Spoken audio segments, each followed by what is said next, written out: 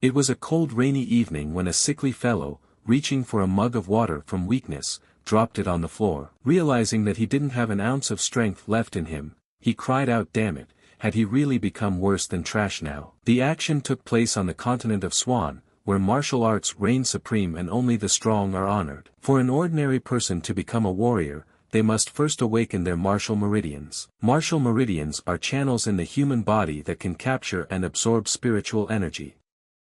They are the foundation of all warriors. They are able to spread spiritual energy to all parts of the body, giving them the ability to cut rivers with their blade, cause wind and rain, and even crush the heavens themselves. The guy's name is Lu Hao. A month ago he awakened 4 battle meridians. He is the best disciple of the younger generation of the Lu clan in Tiankue City. But one day he accidentally discovered that his peer Lu Xiaolin was secretly bullying another student. He couldn't stay away and instinctively stepped in to help the girl. But this was merely a trap by Lu Tianyun, the clan head of the Lu Tianyun clan, who pierced through the guy's heart. The head of the Lu Tianyun clan was Lu Xiaolin's grandfather.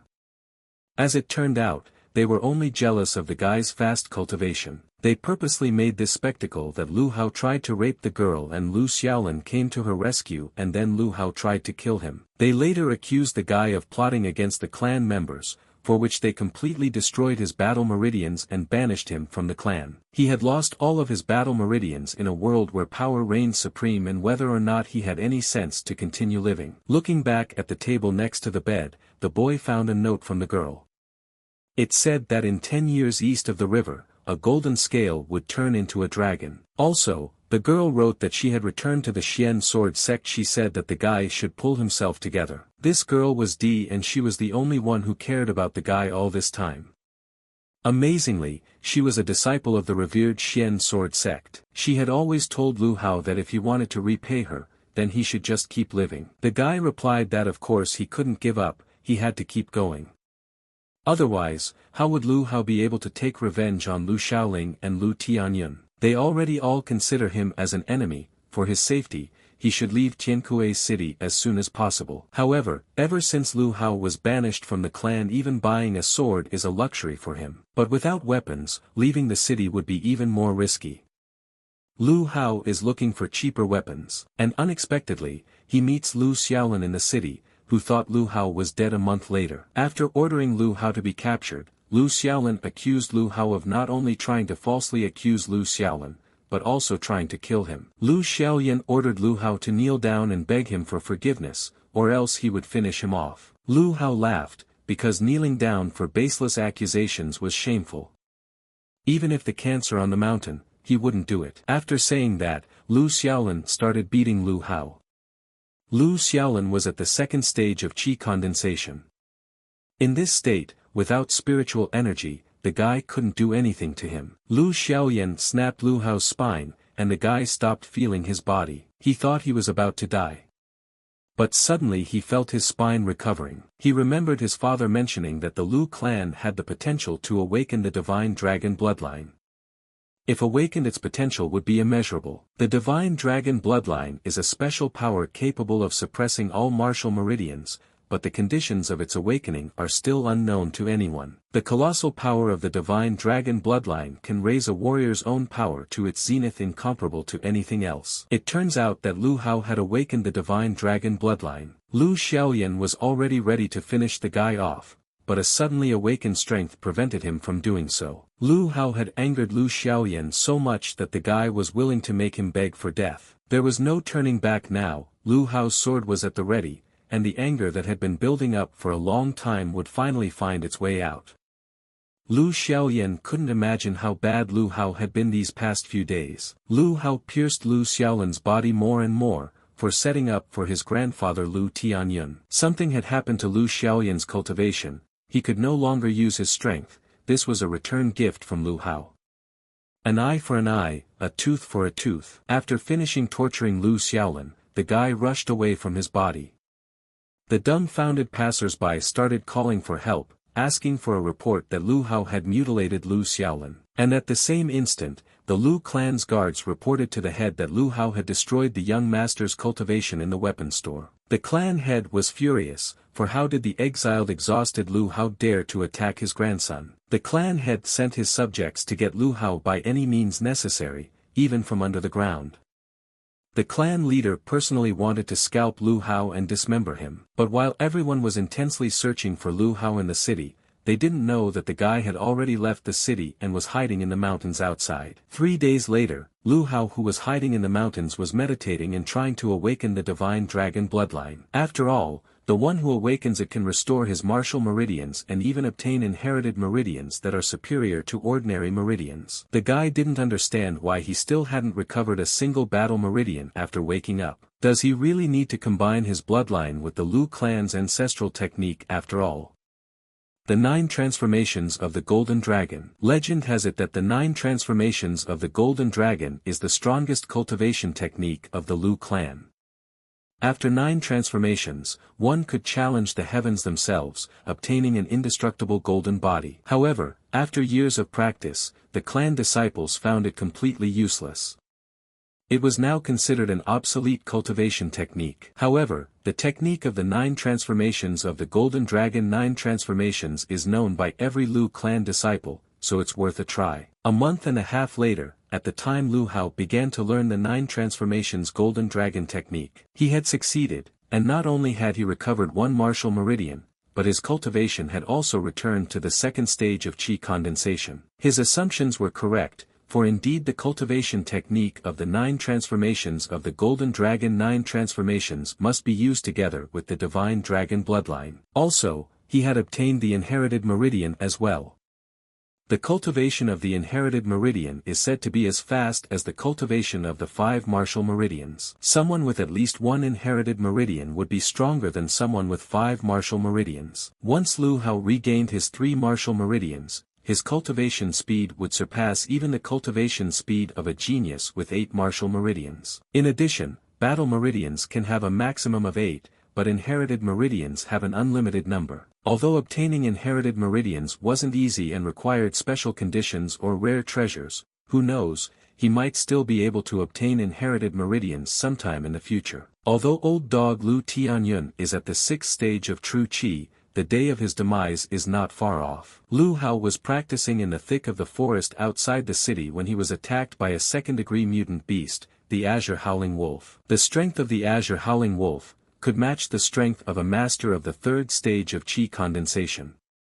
I wonder if Lu Hao, being at the 2nd in Qi condensation stage, could handle it. The attacking wolf lunged at Lu Hao, but was defeated by a single strike from the guy's sword, though it only left a few scratches on him. It seems that the divine dragon bloodline had strengthened the young fighter's body many times over. Typically mutant beasts have beast crystals inside. Beast crystals contain the energy of mutant beasts. They are used for cultivation, making them valuable treasures among martial artists. As soon as Lu Hao took out the crystal from the wolf's body, Lu Xiaolin found it.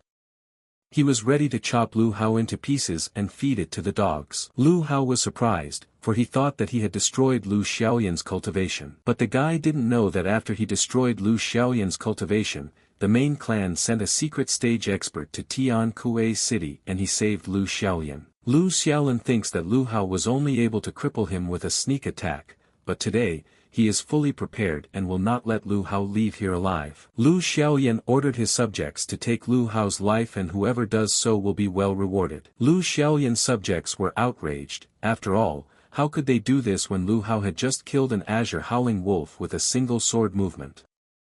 Even with the 4th stage of Qi condensation, no one could compare to him. Because of the outrage of his subjects, Lu Xiaolin became furious and hit one of his servants. Lu Xiaoyan thought that Lu Hao just wanted to show off in front of them. After all, how could this trash kill an Azure Wolf? Lu Xiaoyan had no idea that some of his subordinates had logic, but not himself.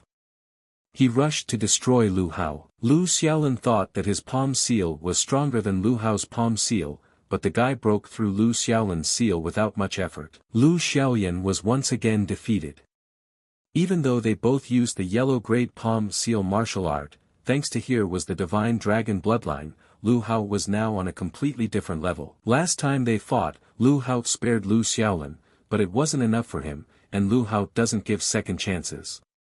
He trampled Lu Xiaolin to pieces. Lu Xiaoling's subjects rushed to apologize to Lu Hao, saying that they were forced and didn't want to touch Lu Hao. The guy spared the Lu clan followers, but on the condition that they must tell Lu Hao about the expert Lu Xiaoyan was talking about. The main Lu clan discovered a new fertile land capable of accommodating 100,000 people. Remarkably, they sent a secret stage expert to Tian Kuei City. Moreover, they claim that this expert is looking for Lu Hao's parents and wants to prevent him from getting into the main clan, but didn't the parents get killed by mutant beasts on a mission when Lu Hao was still a child? It's not like they can't still be alive. By the way, martial arts have 10 main stages, each divided into 9 sub-stages. The main stages are the body hardening stage, the chi condensation stage, the true chi stage, and the holy martial arts stage. This is followed by the extreme yellow stage, the extreme profound stage, the extreme earth stage, and the extreme heavenly stage, known as the 4 secret stages. Those who reach the secret stages all become the strongest of the entire continent without exception,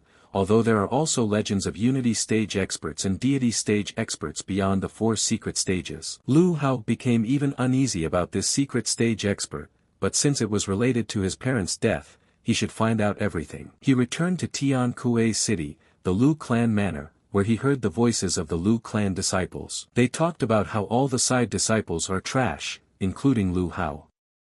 Even among the side disciples, he's a real trash. Suddenly, the voice of a beautiful girl silenced the Lu clan disciples. This girl was Lu Shuer. She explained that the spiritual energy in Tian Kuei City is much weaker than the bountiful lands of our main clan.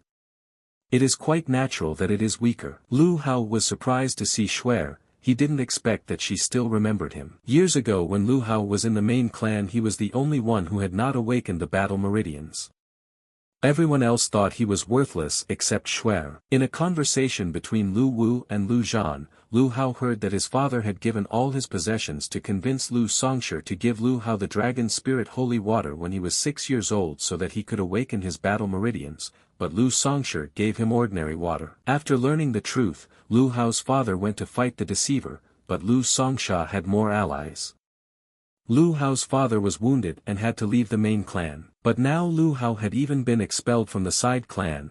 What a loser, a laughing stock, laughed the guys. The guys didn't even realize that once the girl revealed the truth about Lu Hao and his family, she would make those who did it pay. Lu Hao and found out that Lu Songshi of the main clan crippled his parents and sent Lu Xiaolin to kill him, and since Lu Songshi is so eager to exterminate his family, he must become stronger to stomp him into the dirt. A month and a half after using the Azure Howling Wolf Beast Crystal, Lu Hao had not only stabilized his martial meridians, but even the technique of the 9 transforming golden dragon had reached its first perfect form. It is said that when the 9 transformations golden dragon technique reaches a perfect form, one can comprehend a unique skill, but why Lu Hao still hasn't achieved it remains a mystery. Entering the market near Tian Kuei City, the guy heard 2 men offering to form teams and join the Sword Xian sect, but it was dangerous for those below the 3rd condensation stage to enter. The Xian Sword sect is the main force in the entire eastern region. It is every cultivator's dream. If Lu Hao can enter the Xian Sword sect, not only will he become stronger, but he will also be able to repay Hua Di for saving him. Suddenly, strangers suddenly came up from behind and offered Lu Hao to join their team to enter the Xian Sword sect. After all, the path is quite dangerous, and they need at least 5 people on the team. And Lu Hao's strength for the team would be very useful. Lu Hao had only developed 2nd stage chi condensation and would only slow down the team, but they didn't care. They insisted that Lu Hao go with them. Lu Hao found the guy's suggestion strange. After all, no one wants to take a person with 2nd stage chi condensation into the team, but these guys seemed to be fine with it. Lu Hao was worried for a reason, because they were about to be betrayed by their teammates in the forest. When they were about to go to bed, 2 of them attacked their teammate, but it wasn't Lu Hao. The young head of the Gu family was the victim, who had mastered the art of ghost shadow at his young age.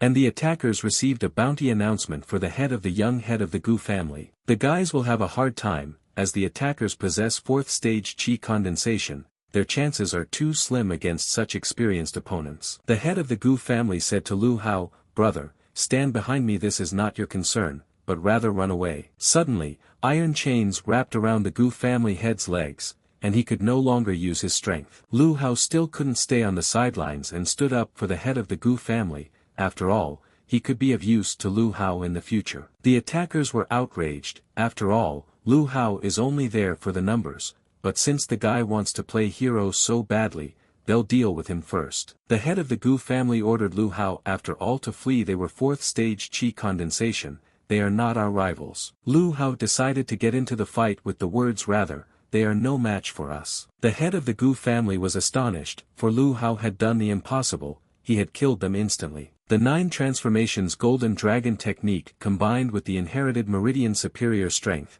Lu Hao said. The girl on the team asked in a trembling voice, he killed them, he's not going to kill her too. Lu Hao hurriedly consoled the girl. They were assassins, said the guy, and he is not going to kill anyone else at all. The girl sighed in relief and pulled out a dagger from her back, trying to stab it into Lu Hao. She didn't expect Lu Hao to kill her subordinates, and thought it was better not to mess with the guy, but to kill him straight away. The guys noticed that the girl who attacked Lu Hao was at the 6th stage of chi condensation and stronger than the previous 2. Arrogant boy, he wouldn't mind his own business. Now we have to kill him, said the girl attacking young Lu Hao. The Gu clan head, worried about Lu Hao, asked him to forget about him and asserted that the guy should run away. But Lu Hao continued the fight and was almost defeated by the girl's hand. He didn't expect her to hide her strength. He used the dragon fist, his stealthy technique that caused the sneaky attacker to be defeated. She died. The young Gu clan head marveled at how Lu Hao at the 2nd stage of chi condensation had defeated a person at the 6th stage. Fortunately, at such a critical moment, Lu Hao was able to comprehend the unique skill of the Gold Dragon 9 transformation technique. Is the first unique skill so powerful? In any case, he has no strength left at all. The dragon fist is certainly strong, but it will use up a huge amount of spiritual energy. The guy introduced himself to the young Gu clan head as Hao Lu, thinking it was better not to reveal his identity now. He would use an assumed name. The head of the Gu clan said that his name was Gu Chen, and said that he and his family had some problems and were now wanted. A grateful Gu Chen suggested that Lu Hao go to the Xian sword sect together, to which Lu Hao agreed. 3 days later, the Xian sword sect was recruiting, but first, one must pass a qualification test. In this test, it was revealed that the Gu clan head had 7 battle meridians. He was categorized as the highest level. Hao Lu had only obtained 3 battle meridians and was rated as the lowest level.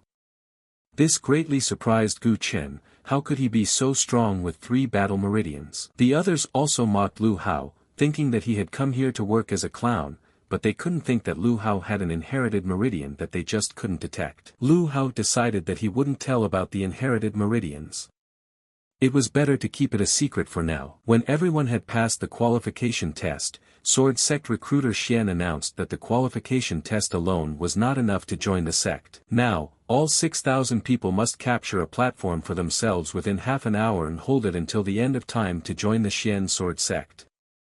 There are only 1,000 platforms. It seemed too cruel to Lu Hao, with 6,000 people competing for 1,000 platforms. But there is no other way out. So, the entrance test Sect Med Part Yuan begins and everyone rushed to the platforms. Gu Chen motioned for Lu Hao to occupy the 2 empty platforms in front, each with 1 platform. When Gu Chen took his platform, he was immediately attacked, but the experienced Gu clan warrior deftly repelled the attack.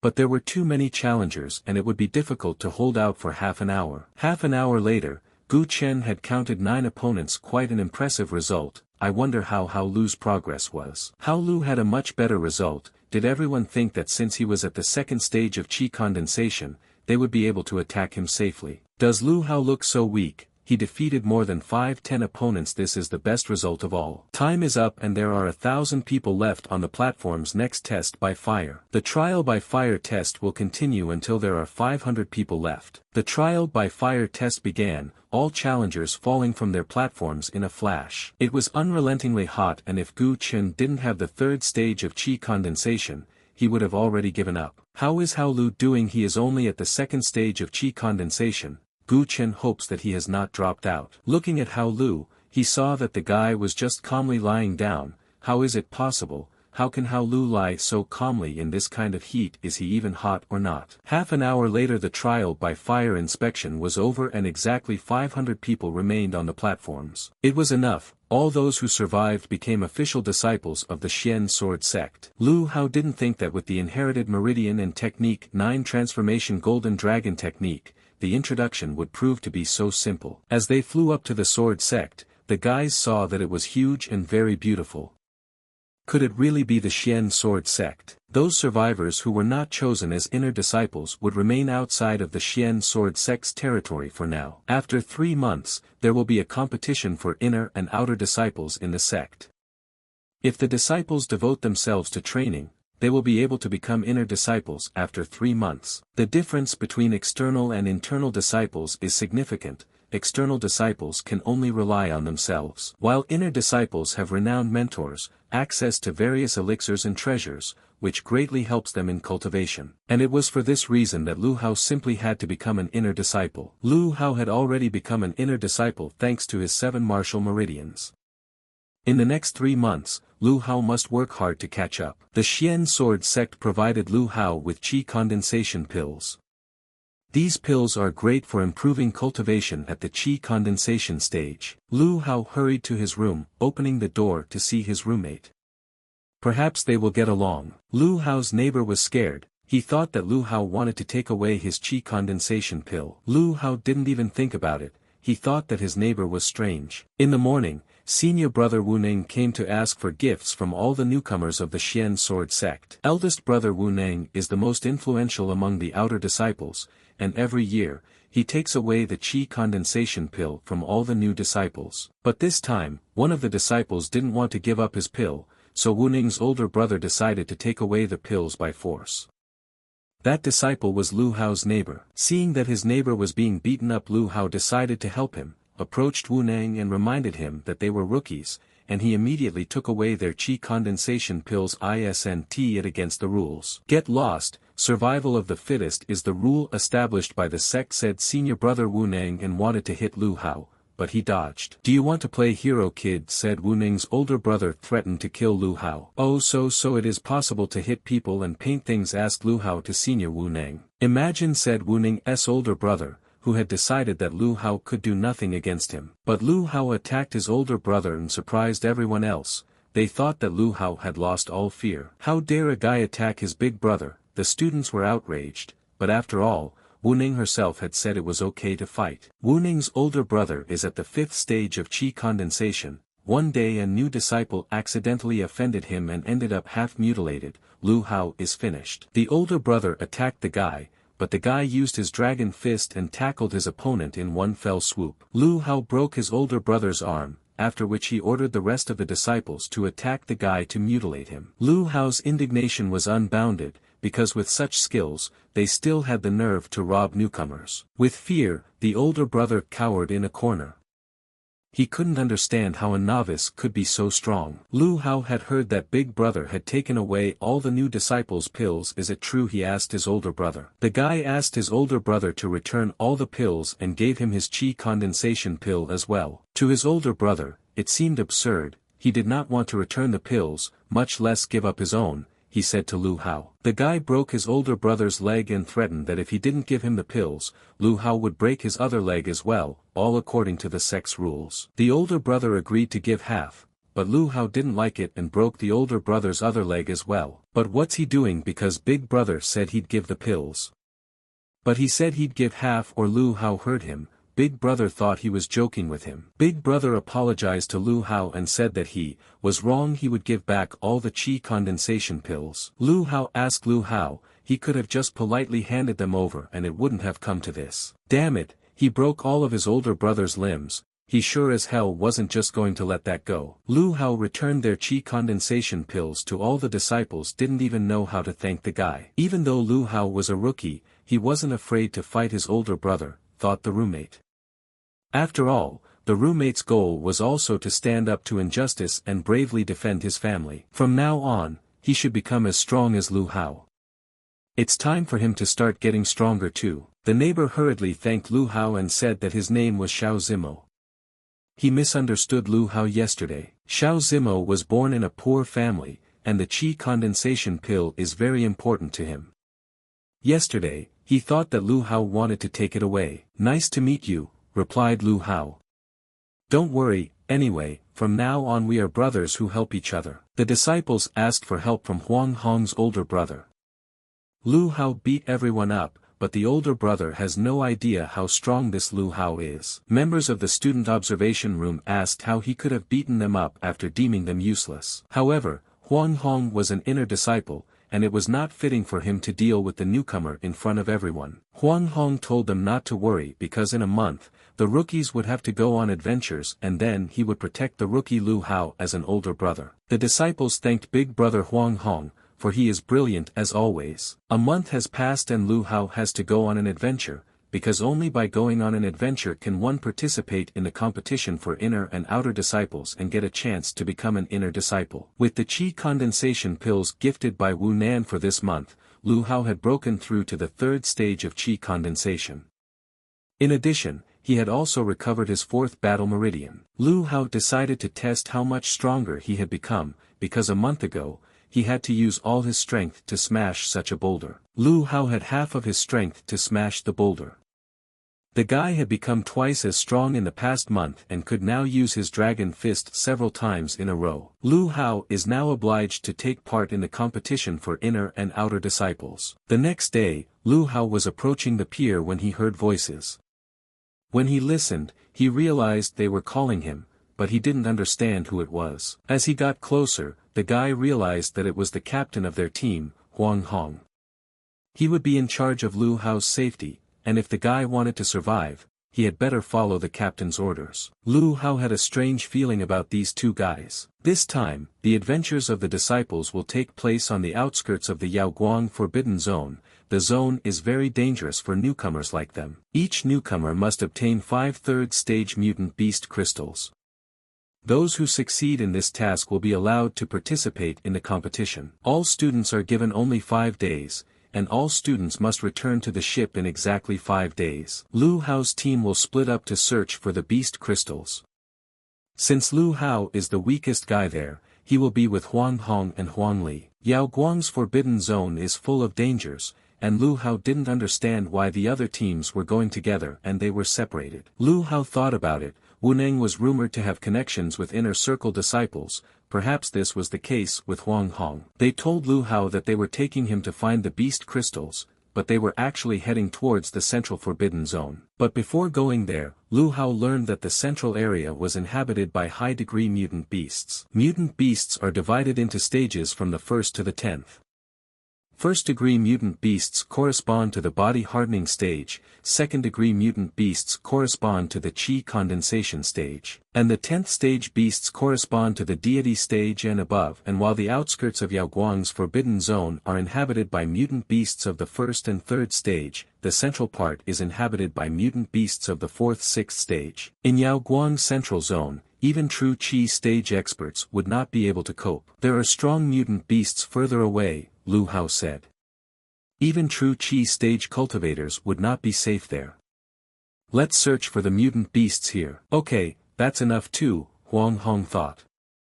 They can kill Lu Hao right there without anyone noticing. Just as Lu Hao had suspected, these guys were indeed in cahoots with Wu Nan. The guys wanted to believe that Lu Hao was already cowardly with fear, so Lu Hao shouldn't have crossed their path. Huang Li threatened Lu Hao that the guy should just accept his death. Lu Hao wasn't willing to accept his death. After all, the guys were only at the 6th stage of chi condensation, and he doubted that they could kill him. The guys reminded Lu Hao that he was only at the 3rd stage and asked him to say goodbye to his head. Lu Hao, using his most powerful dragon fist punch, put his older brother down. Lu Hao had destroyed him, but how could this be possible since Huang Li was at the 6th stage of chi condensation?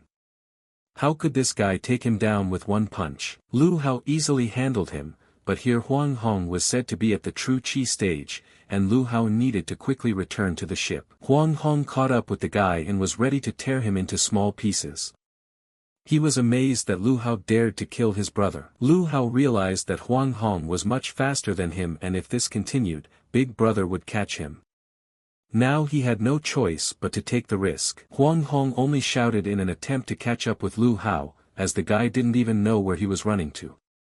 This was the center zone. There are many strong mutant beasts in the central zone, and Lu Hao ran straight to his death. But Lu Hao was sure that Huang Hong would not run there, and that he had at least some chance of survival there. Did Lu Hao really think that he could survive in the central forbidden zone, thought Huang Hong. The Hua Yen 4th stage python was even stronger than the true Qi stage, but Huang Hong didn't care about that. After all, it was easier for him. Lu Hao only laughed at Huang Hong, for he thought the guy was dead. But before going there, Lu Hao scrutinized all the mutant beasts in the Yaoguang forbidden area, and the book said that blood attracted the Hua Yen python. Even the slightest drop of blood can attract the Hua Yen python.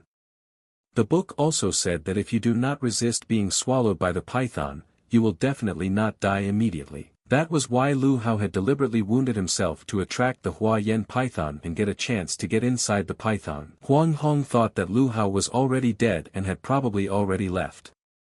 A perfect way out of a hopeless situation. Hua Yen python's stomach acid is so strong that it can digest a human in half an hour. The python is only strong on the outside, the body is soft on the inside. Lu Hao only had to get out of the python's stomach before it was eaten away by the stomach acid.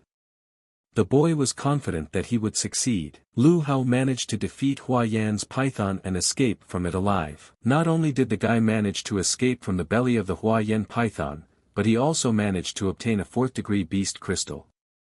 He was very lucky. The entire Hua Yan python torso filled with treasures now belonged to Lu Hao. However, the python's corpse is too big and the guy needs to find a place to hide it. Lu Hao noticed a cave with an icy wind blowing from it. Could this be the python's lair, he thought. The guy turned around at the sounds coming from behind him. Oh no, it was the 3rd-degree mutant beasts of the celestial primates. Celestial primates might not be as strong as the Hua Yen python, but they usually move in groups. Could it be that they were attracted by the python's corpse? Lu Hao realized that there was no escape from them in the forest. There was nothing left for the guy but to run to the python's lair. The celestial primates were close, but suddenly, Lu Hao fell into some kind of hole. After waking up, Lu Hao couldn't believe that he was still alive after such a fall. Looking around, Lu Hao noticed human remains everywhere. He didn't understand why there were so many of them. Maybe it was a battlefield, Lu Hao thought, or perhaps corpses were just being dumped there. Walking a little further, Lu Hao noticed a sword. Picking it up, the guy noticed an inscription of Holy Land. Could this be the remains of Yaoguang's Holy Land? Lu Hao thought. Legend has it that in ancient times there were 7 holy lands on the continent, representing the 7 strongest powers. Back then, the holy lands were flourishing and powerful personalities were plentiful. It was a golden age for martial artists. Later, however, an unexplained massacre swept across the continent, and all 7 great holy lands fell. Today, these 7 holy lands have turned into 7 forbidden zones inhabited by various mutant beasts, which is unfortunate. Although these restricted areas are extremely dangerous, there are many incredible treasures to be found in them. But now was not the time to think about treasure. The main thing is to get out of this creepy place as quickly as possible, Lu Hao thought. Looking for a way out, Lu Hao wandered into a room that was completely strewn with earth-veined stones. Everyone knows that earth-veined stone is even more valuable than animal crystals, because it is formed as a result of condensation of extremely pure natural energy. Even a small piece can be sold for thousands of zlotys. In addition, the earth-veined stone can be used not only for cultivation, but also for alchemy and weapon enhancement.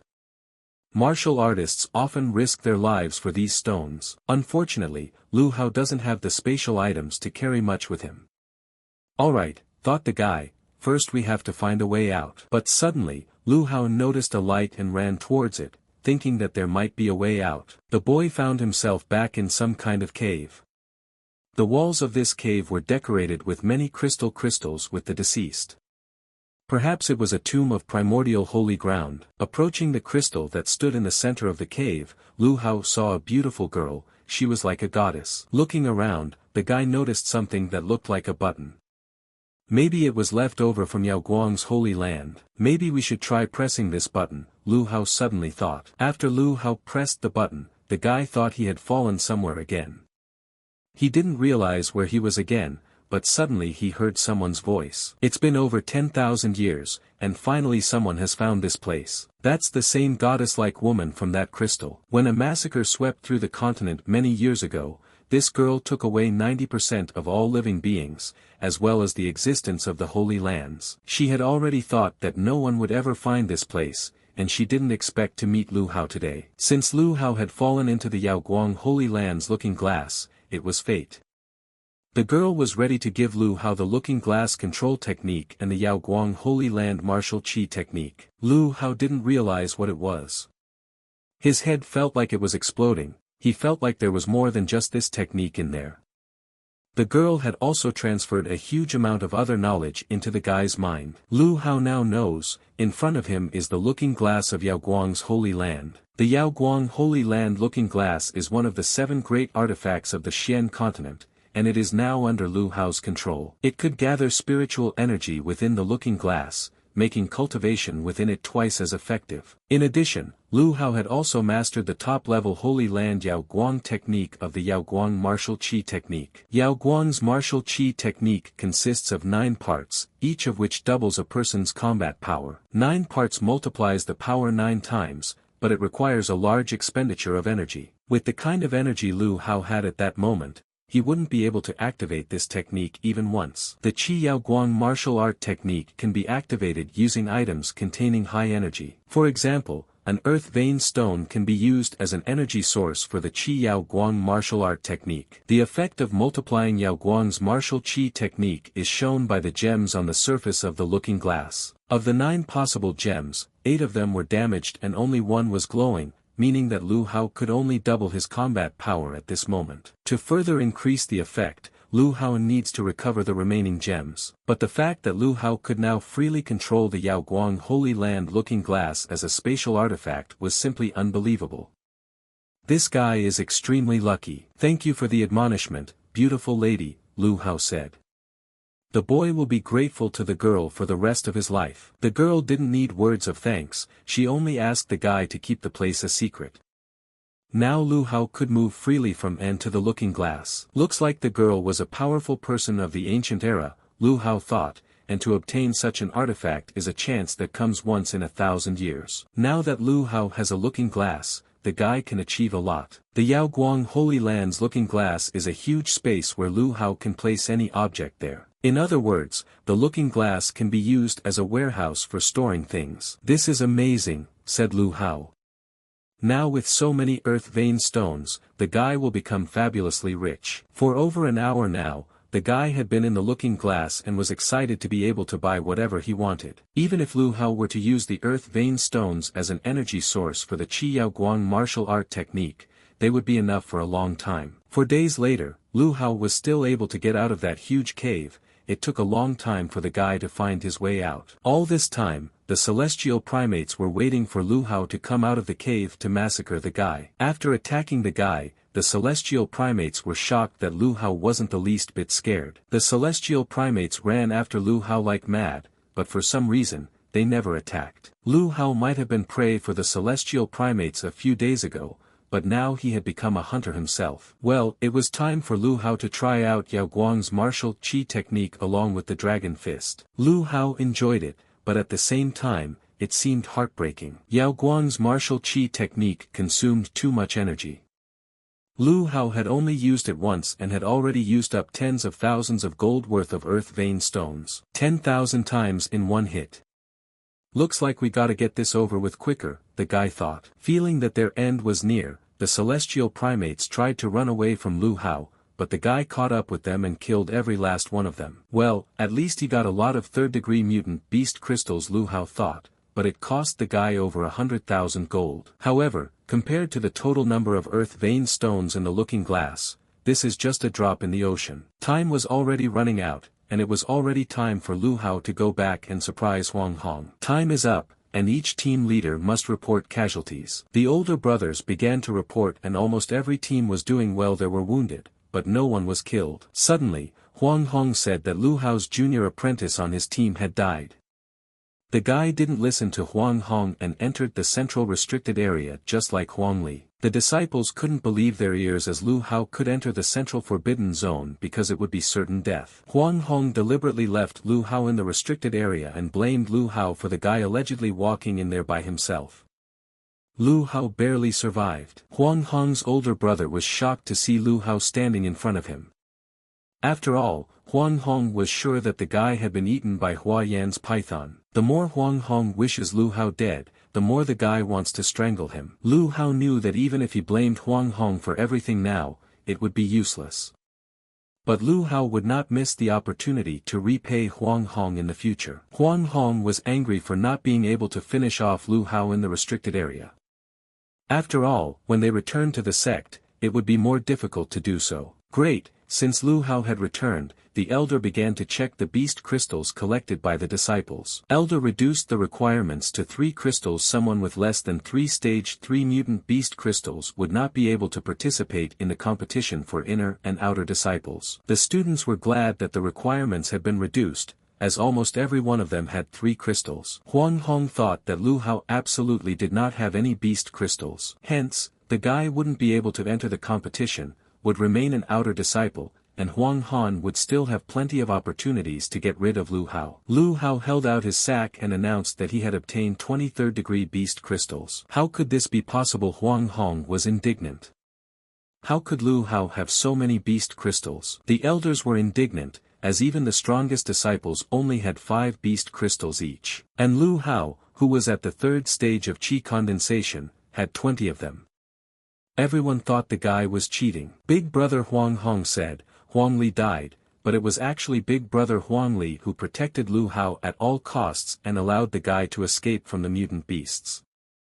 That was when Lu Hao obtained the crystals. When Huang Li's older brother was surrounded by mutants, his last wish was for Lu Hao to live for him. Thanks to the sacrifice of Huang Li's older brother, all the beast crystals went to Lu Hao. The disciples did not expect the story of these beast crystals to be so touching, and everyone cried except Huang Hong.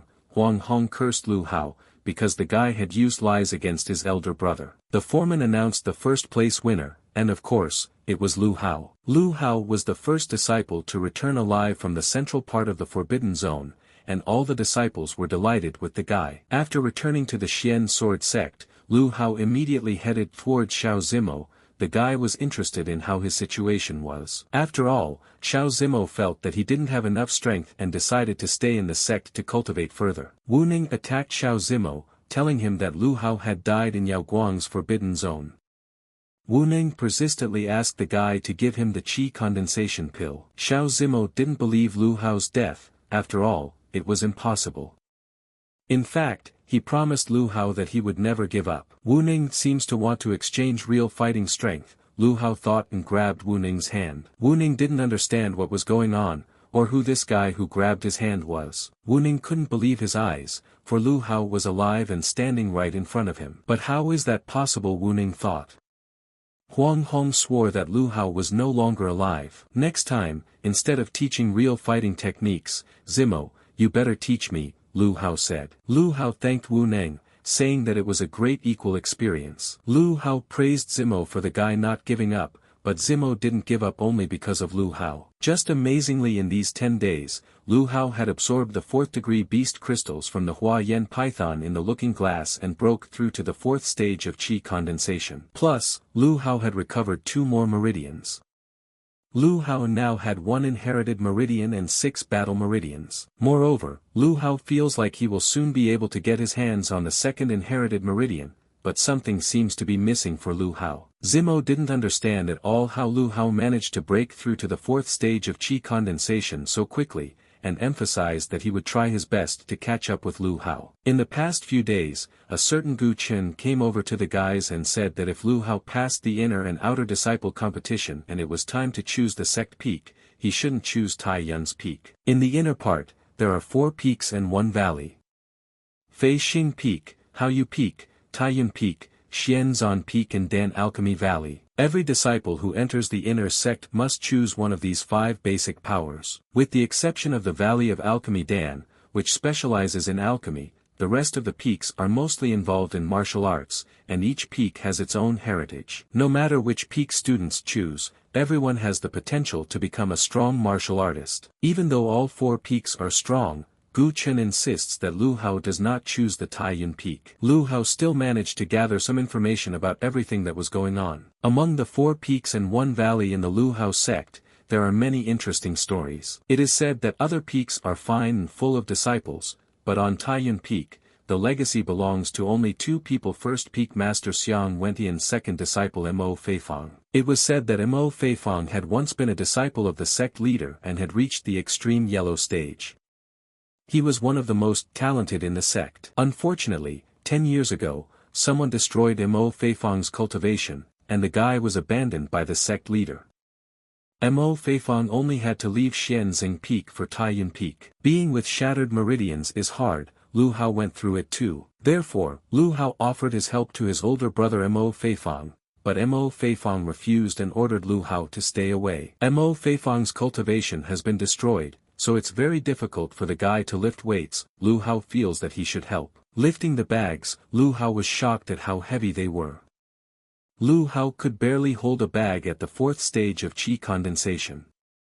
How can Mo Feifang hold these bags without any cultivation? Mo Feifang noticed that Lu Hao was having a hard time lifting the sack and asked him to bring the sack back. One disciple had already tried to help and ended up breaking his backbone. There is no problem at all, big brother Mo Feifang.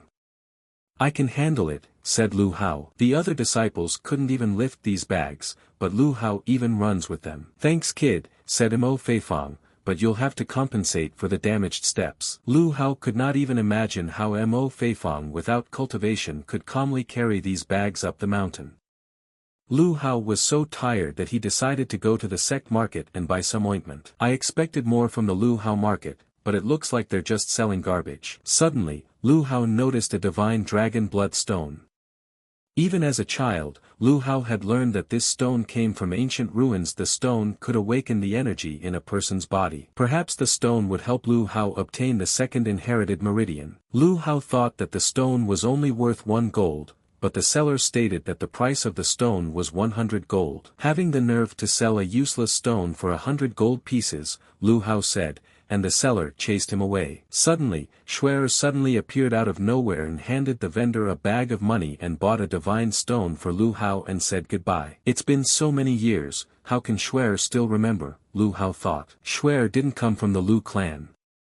Lu Hao's parents had found Xuer during an outing. Besides his parents, Xuer is the only person Lu Hao can call his family. As a child, Xuer spent a lot of time with Lu Hao's brother, so Xuer is sure it's him, but Lu Hao doesn't seem to want to reveal his identity. Lu Hao must have a reason for this. For this reason, Xuer made the decision to pretend not to know Lu Hao. In the Sword Clan Mountains, Xian Lu Hao had successfully absorbed the Dragon Blood Divine Stone. Lu Hao could now easily break through to the 9th stage of qi condensation. Lu Hao similarly obtained the 2nd inherited meridian. Along with this, the 9 transformations golden dragon technique reached the 2nd level. It's probably twice as strong as the dragon fist, and with this, Lu Hao should definitely pass the inner and outer disciples competition. On the way to the dormitory, Lu Hao bought something tasty for Zimo. Walking into their room, Lu Hao saw Zimo lying unconscious on the floor. Lu Hao tried to bring Zimo to his senses for a long time,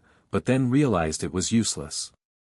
Zimo is gone. While Lu Hao is at the Xian Sword Sect Market, the disciples from the Disciple Observation Hall came and beat up Zimo. Lu Hao was puzzled as to why Zimo was killed. After all, he hadn't committed any crime. The disciples heard the conversation of the people in the Disciple Observation Hall, who said that Zimo had forcibly taken away the qi condensation pill from Wu Nang. Lu Hao couldn't understand how the people in the hall could believe that someone as kind as Zimo could forcefully take away a qi condensation pill from someone. After asking his disciples to bury Zimo, Lu Hao moved towards the Disciple Observation Hall. Upon reaching the Disciple Observation Hall, Lu Hao met 2 guys at the door. Lu Hao decided to ask the guys if they had seen Xiao Zimo. One of the guys replied that they had and laughed. Zimo had been in the hall not long ago. When Zimo was beaten up, he was shivering in fear. The guys said that Zimo's death was funny and laughed out loud. Lu Hao punished the guys for their long tongues and made his way to the student observation room. The elders were greatly angered by what was happening in the hall. Apparently, Lu Hao had completely lost his fear and didn't realize where he was. Lu Hao knew exactly what this place was, and it looked like this was the last day of this hall's existence, because Lu Hao was determined to destroy the disciple observation hall at any cost. Lu Hao's revenge today was so sweet, Wu Ning thought, because the people who killed Zimo had come up with such absurd accusations. Upon entering the room where Wu Ning was, Lu Hao immediately clung to Wu Ning. Wu Ning realized that Lu Hao had come from behind Zimo and begged for mercy, claiming that Zimo's death had nothing to do with Wu Ning. Lu Hao didn't believe any of Wu Ning's words, seeing them as mere excuses, and decided to end it. How could Lu Hao think that Wu Ning could have ordered the disciple observation hall to kill Zimo? After all, the order to kill him came from Huang Hong. Lu Hao had probably forgotten that he had once crossed Huang Hong's path, and Huang Hong was clearly not the type to forgive such a thing. To prevent Lu Hao from taking revenge in the future, Huang Hong deliberately made him kill Xiao Zimo to provoke Lu Hao. Huang Hong didn't expect at all that Lu Hao would dare to cause such chaos in the observation room. Now Huang Hong had a reason to kill Lu Hao. What had this Lu Hao hoped for when he came to the disciple observation hall? Already unconscious, Lu Hao began to see the night in front of him before he set off on his adventure. Zimo kept Lu Hao awake. That night, Lu Hao didn't understand why Zimo wasn't sleeping, for Zimo didn't want to go on an adventure. But Zimo had no choice, he had to try hard because his family is very poor. At home, his grandfather and younger sister are waiting for him, and in order to provide his family with a bright future and a good life, Zimo had to persevere despite his tiredness. Since Lu Hao had taught Zimo not to give up, Zimo decided that he should help Lu Hao hold out a little longer no matter what. Yes, at first, it was Zimo who kept Lu Hao up at night, forcing him to study. It was this that allowed Lu Hao to survive in Yao Guang's forbidden zone using the knowledge he had gained. But Zimo taught Lu Hao more than just knowledge, the guy also taught Lu Hao not to give up no matter what. Lu Hao accused Huang Hong of using his power to kill as the head of the disciple observation hall. Even if it turned out to be Lu Hao's demise, the guy swore that he would take Huang Hong with him. Huang Hong didn't understand how Lu Hao could move calmly after his attacks. It seems like Lu Hao has only gotten stronger, Huang Hong thought. This is far from over. Lu Hao intends to make Huang Hong pay for Zimo's life. What kind of strength is this, Huang Hong thought. How could someone at the qi condensation stage be stronger than him? Huang Yu, the elder of the Xian sword sect and part-time uncle of Huang Hong, was astonished that Lu Hao had created chaos for no reason and was planning an assassination in a public place. Does the guy not respect the rules of the Xian sword sect? The elder used the qi field to disarm Lu Hao.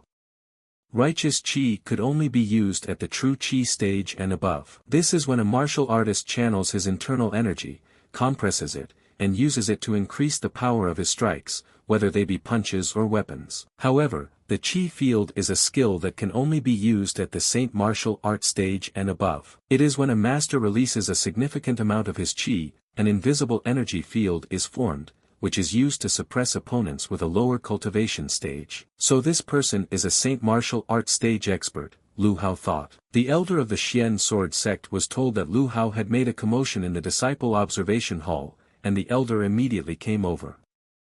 Lu Hao should know that according to the sect's rules, killing a person within the sect carries the death penalty. The older brothers were surprised that the pledge had killed someone from the student observation hall. Well, Lu Hao, scared, Huang Hong said.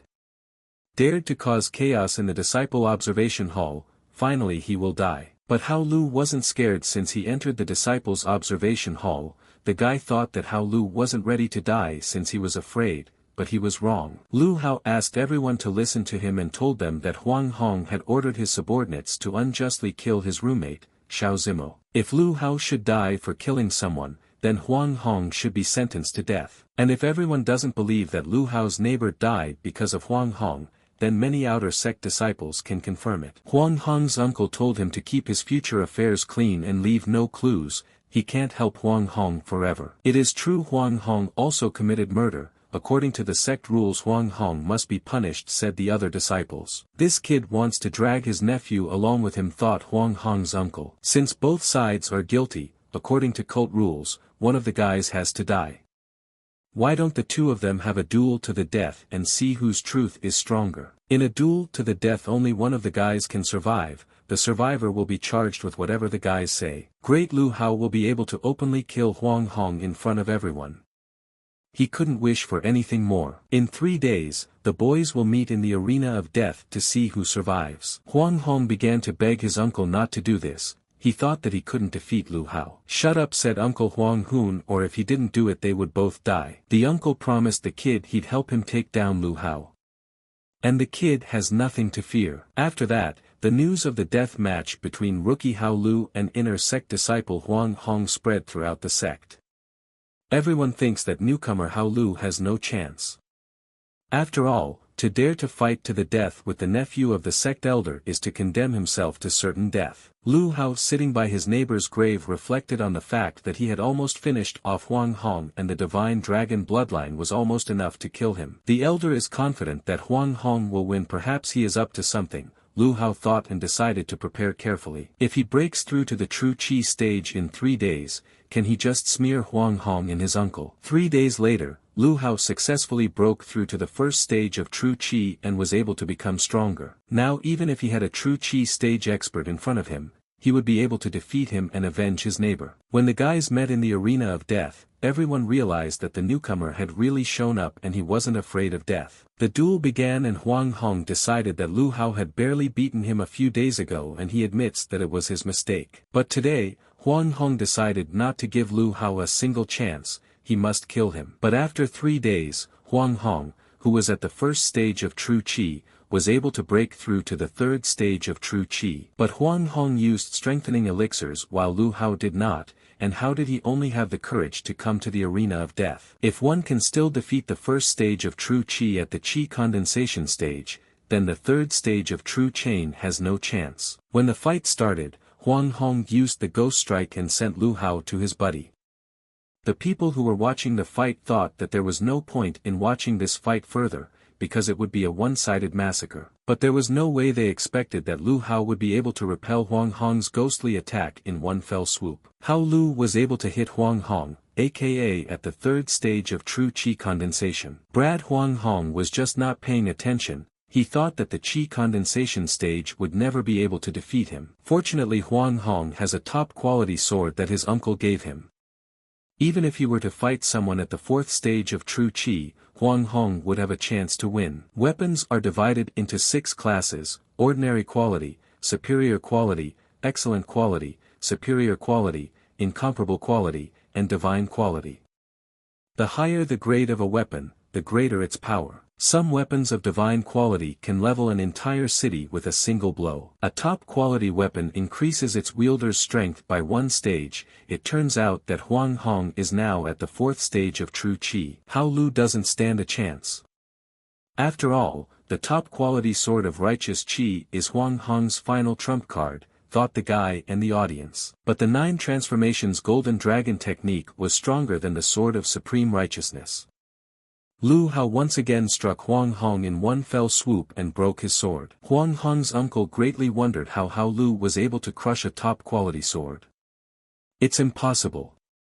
How could Hao Lu be stronger than Huang Hong with a top-quality sword? Impossible, surely Hao Lu must be using some kind of strengthening elixir, otherwise how could someone at the Qi condensation stage be so strong, shrieked Huang Hong's uncle. But who said Lu Hao is at the Qi condensation stage? After all, he is already at the true Qi stage. How could Hao Lu break through to the true Qi stage since 3 days ago he was at the condensation stage? Surprised everyone watching the fight. The 9 transformations golden dragon technique strengthens the physical defense as Lu Hao's cultivation stage increases. And now that Lu Hao had reached the true Qi stage, an attack below the 5th true Qi stage he wouldn't even feel. Lu Hao continued to beat Huang Hong. After all, it was a fight to the death. But Huang Hong's uncle shouted for Hao Lu to stop, that he had won.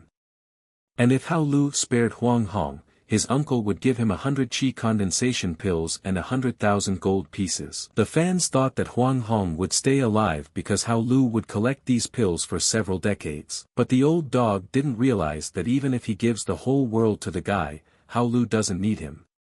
Huang Hong must pay for his friend's life. An eye for an eye, a tooth for a tooth. Now Lu Hao is satisfied, now his friend is avenged. The audience was surprised that Lu Hao didn't give in to temptation and killed Huang Hong. That guy is something. Absurd, Huang Hong's uncle is an elder of the Xian sect. How dare Lu Hao kill his nephew? But the rules of the battle were set by Huang Hong's uncle. Now that Lu Hao has been defeated, he is retracting his words. Can't the elder of the Xian sword sect even keep his word? Lu Hao said if uncle wants to kill him go ahead, but everyone will know what he is. But the uncle realized that now everyone in the sect knew that Hao Lu had killed Huang Hong, and if he laid a finger on the guy, he would be sentenced to death. It seems that cowardly dogs only know how to bark, Hao thought to himself as he left the arena. Unprecedented, an outer disciple killed an inner disciple in the death arena. Well done Hao Lu. He is the strongest among the outer disciples, exclaimed the crowd. But one guy in the crowd suspected why Hao Lu's technique was so similar to the 9 transformations golden dragon from his clan. The second disciple picked up and pointed out that this guy is right, but Hao Lu's technique seems to be much more powerful, and the 9 transformations of the golden dragon is considered a useless skill in the clan. Perhaps Hao Lu had secretly learned their clan's techniques. Those guys were Lu Zhan and Lu Wu. The guys decided that they should check out Hao Lu and find out who he was, where he learned their techniques. After the battle, the news that Hao Lu's outer disciple had killed Huang Hong's inner disciple in the death arena spread throughout the sect.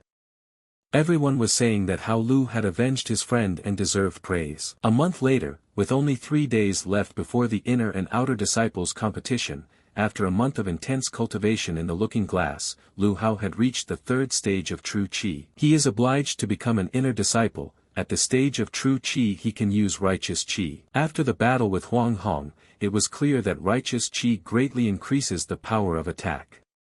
But unfortunately Lu Hao is the only one of the outer disciples who has reached the true qi stage, and no one here can teach him how to use righteous qi. It looked like Lu Hao would only be able to learn all of this when he became an inner disciple. Meanwhile, Lu Wu had gotten close to Lu Hao and asked him where that scumbag had been hiding for the past month, thus insulting Lu Hao. But Lu Hao recognized the guy as an old acquaintance. He asked Lu Wu who he was and what he wanted from Lu Hao, trying to hide who he was. Lu Wu said that he saw Lu Hao use his clan's technique in the battle with Huang Hong, and accused Hao Lu of stealing his clan's technique. Lu Wu advised Lu Hao to immediately hand over the technique or else he would break Lu Hao's legs. But Lu Hao refused Lu Wu and said that he doesn't know what the guy is talking about. Luckily Lu Hao has lived away from the main clan for very many years and Lu Wu doesn't know who he is. But Lu Wu didn't believe his words and told the guy not to pretend, or else he would have to do more than just break his legs. Lu Wu used righteous qi, which surprised and alarmed Hao Lu, and it was evident as Lu Wu assumed that Hao Lu was afraid of righteous qi, and after all, Lu Wu specialized in it. Lu Wu attacked Lu Hao with words saying that the guy should give him the technique or else he would tear Hao Lu apart. But Lu Hao began to study Lu Wu right during the battle, and found out that qi flows along the meridians, right into the dantian. He understood how to use righteous qi. Lu Wu noticed that Lu Hao was trying to learn righteous qi during the battle.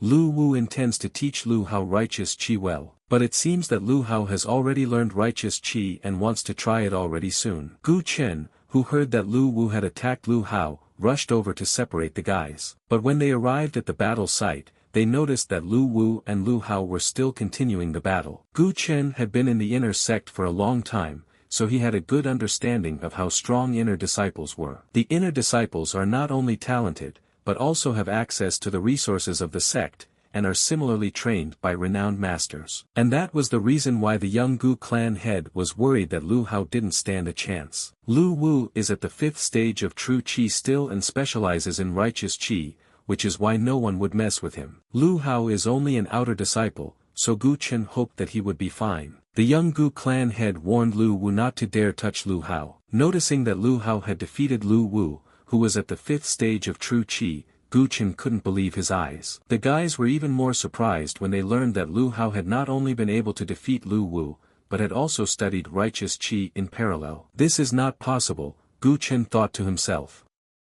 It is impossible to learn righteous qi without a master. Gu Chen still couldn't understand how Lu Hao, being only at the first stage of true qi, managed to defeat Lu Wu. The guys couldn't even imagine that a month ago, Lu Hao was at the first stage of true qi, and now he was already at the third stage. At one time, Gu Chen had trained for a very long time to break through to the second stage of true qi, and now Lu Hao was even stronger than him. But people had always said that Lu Hao was talented from his early childhood. Now Lu Hao will easily do well in the inner and outer disciple competition, Gu Chen thought. Gu Chen warned Lu Hao to remember that when he became an inner disciple, he must not choose Taiyuan Peak, otherwise his life might be in danger. Lu Hao remembers everything Gu Chen said, by this the guy will definitely not choose Taiyuan Peak. One of the guys immediately went to Elder Huang Yu's mansion to report that Lu Hao was already at the third stage of true qi. If Lu Hao had truly reached the third stage of true qi, it would be easy for him to pass the inner and outer disciples competition, Huang Yu thought. Once Lu Hao became an inner disciple, Huang Yu wouldn't be able to do anything to him. Huang Yu ordered the guy to go to the assassin temple and find him an assassin possessing a 5th level true qi. Huang Yu wants the assassin from the assassin temple to pretend to be an outer disciple and finish off Lu Hao right at the competition. You can't give Lu Hao even the slightest chance to pass the inner and outer disciple competition, Huang Yu thought. 3 days later, the internal and external disciples competitions began. As in previous years, the competition will still take the form of an arena fight. The student who is chosen first stands in the arena and waits to be challenged by the other students. Whoever successfully defeats a student standing in the arena becomes a new challenger and waits to be challenged by other students. At the end of the competition, the 50 people with the best scores qualify to become internal apprentices. Huang Yu, as the elder, announces that the inner and outer disciples competition will begin. There were a lot of people underneath each arena, but there was no one near Lu Hao's arena. It seems that Lu Hao has become too famous and now no one wants to challenge him to a fight. Suddenly,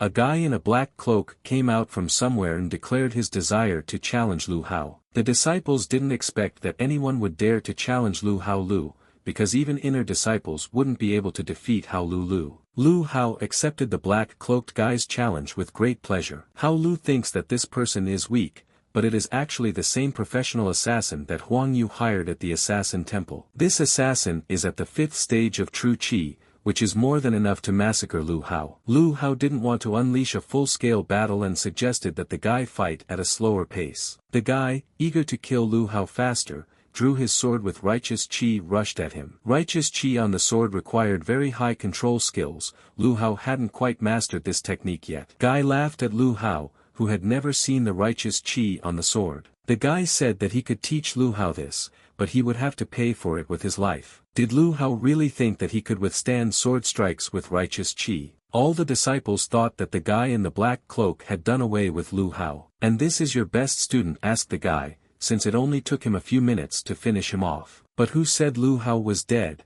and why would this guy say such a horrible thing? How did this Lu Hao not die? The stranger thought. After all, he had plunged his sword right into Lu Hao's heart. The sword had definitely pierced Lu Hao's heart, the disciples confirmed, but why couldn't the sword blade be seen from the back? Thanks to the fellow stranger, Lu Hao had learned how to use righteous qi along with his sword. The disciples couldn't believe that Lu Hao's heart was fine, so he had also learned how to use righteous qi along with his sword. Lu Hao only submitted to the guy because he also wanted to learn how to use righteous qi along with his sword. Well, as for Lu Hao's heart, he was just using the looking glass space at that moment. It's kind of like a normal competition, but the stranger really wanted to kill Lu Hao. Lu Hao was determined to take revenge on the fellow stranger. After all, he had asked for it himself. Lu Hao seems to think that since he can now use righteous qi, he has become stronger than that guy. How can Lu Hao be so strong, thought the stranger, after all, he is only a beginner. The stranger managed to dodge Hao Lu's strike very quickly.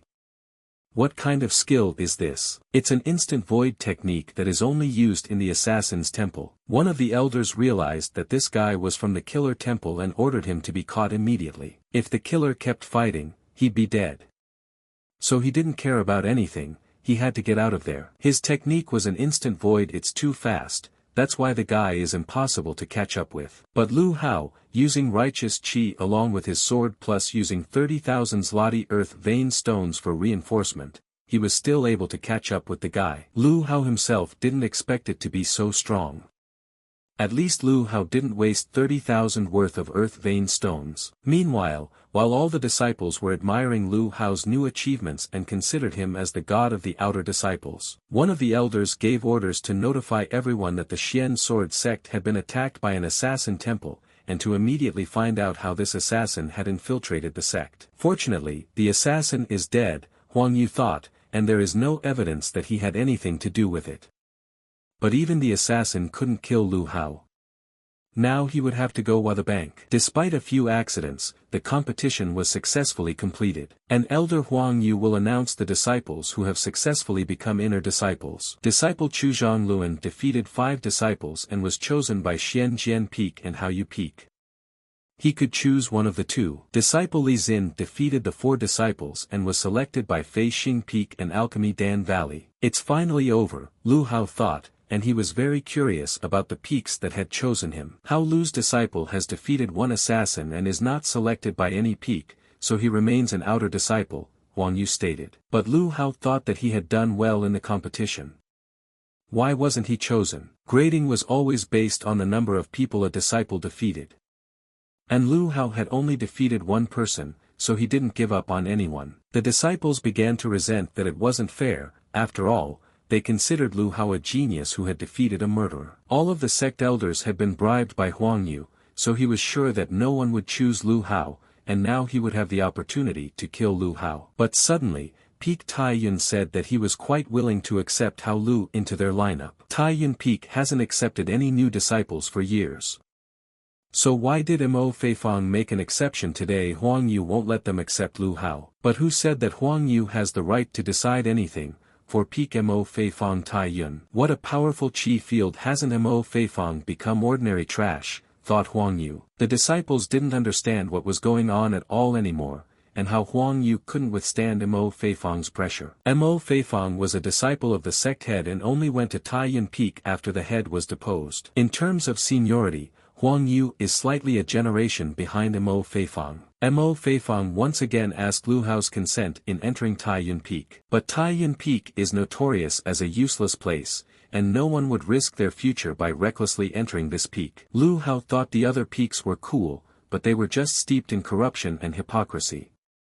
Only Tai Yun Peak can be trusted, Lu Hao said and agreed to join. The disciples couldn't believe that the strongest rookie Lu Hao had accepted an invitation from the most useless peak Tai Yun. From now on, Hao Lu is a disciple at Tai Yun Peak, Mo Feifang declared, and any mongrels he recommends don't touch his comrade. Now it will be almost impossible to kill Hao Lu anymore, Huang Yu thought. But Peak Tai Yun is the worst in the Xian sword sect, and Huang Yu will be curious to see what kind of scum Lu Hao will become in the future. After reaching Tai Yun Peak, Mo Feifang hurriedly introduced Lu Hao to Peak Master Xian Wentian. Gu Chen had repeatedly warned Hao Lu not to choose Tai Yun Peak, but in the end, he had joined him specifically. But in any case, it was better for Lu Hao than remaining an outer disciple. Lu Hao hurriedly asked the master to give him some sort of training program. But Elder Xian Wentian decided to send Lu Hao to work on the farm for him. Lu Hao had tried so hard to enter the inner sect, thinking that he could enjoy the scenery there,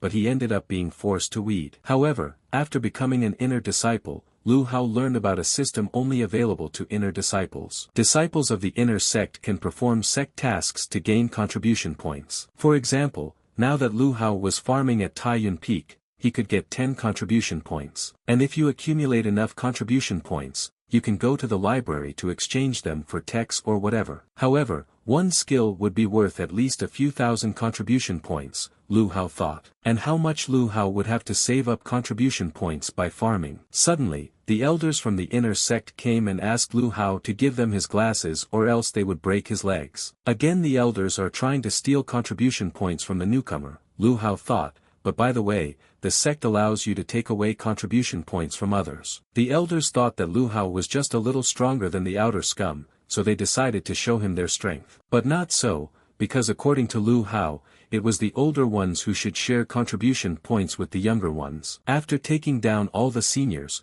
Lu Hao borrowed their own contribution points from the seniors. Suddenly, Lu Hao had 4,000 contribution points in one fell swoop. He could now go to the library and exchange them for equipment. Walking into the library, Lu Hao saw that all the techniques cost from 40 or 50,000 contribution points. Lu Hao realized that it was better to rob the bad older brothers, otherwise it would be unrealistic to buy anything from the library. Suddenly, the voice of a girl from the looking glass of the Holy Land, Yao Guang, advised Lu Hao to take a technique called fighting with the heavens. Lu Hao listened to the girl's advice and still took the book and hurriedly paid for it. The salesman asked if the guy was okay and if he was sure he wanted to buy this useless piece of equipment. Lu Hao replied that he wanted this book. Well, after all the contribution points he had accumulated were only enough for this technique. After leaving the library, Lu Hao almost immediately opened the book, for he was curious about what this technique was so good at. The technique was divided into 4 levels: celestial, earth, black and yellow. Each level is divided into 3 more sublevels: higher, middle and lower. Legend has it that the heavenly level can destroy the heavens themselves, the weakest being the yellow level. But that doesn't mean that this technique is useless at the beginning level. The peculiarity of the heaven fighting technique is that this technique can be improved. Heaven fighting is a movement technique used to increase speed. As long as Hao Lu has plenty of earth vein stones, he can use them to improve this technique. At the initial levels, Lu Hao will be able to move at 100 times his normal speed. And at the final levels, Lu Hao will be able to fly. After closing the book, Lu Hao noticed 2 guys hitting on a girl with a proposal.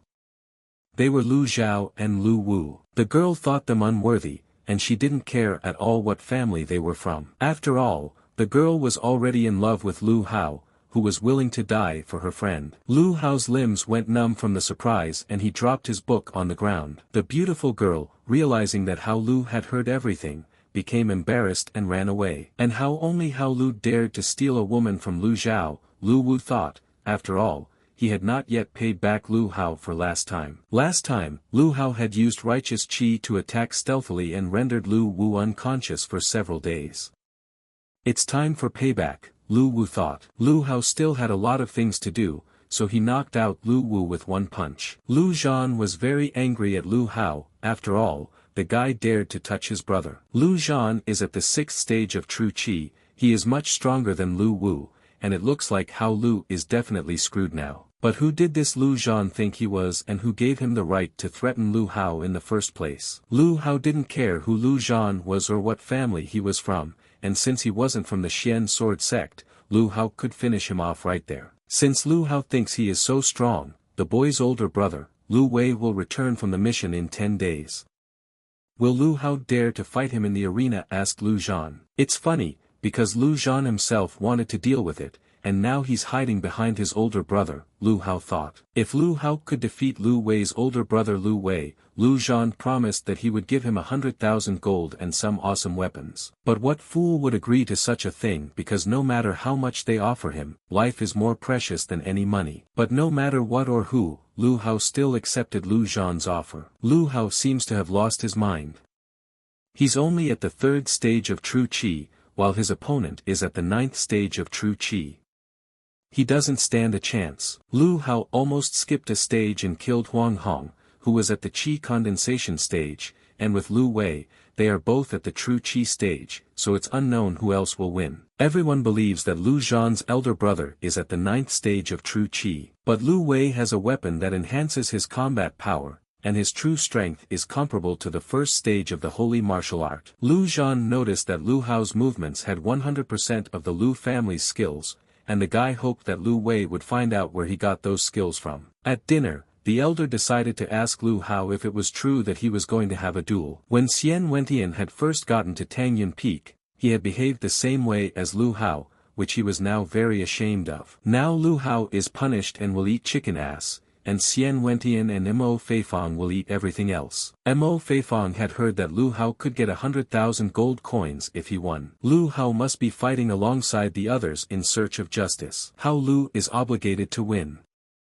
Therefore, Xian Wentian ordered Feifong to teach him his special skills after dinner. Feifong told Lu Hao that if he won, he would have to give 90% of his winnings to the master. Yes, Master Xian Wentian likes to gamble, that's why Taiyan Peak is so poor. Lu Hao better not let Master Xian Wentian down, otherwise, he would then kill Lu Hao himself. But Mo Feifong reassured Lu Hao that Master Xian Wentian would not take money from him for nothing. Medium land skill, 1000 waves of heavenly gravity.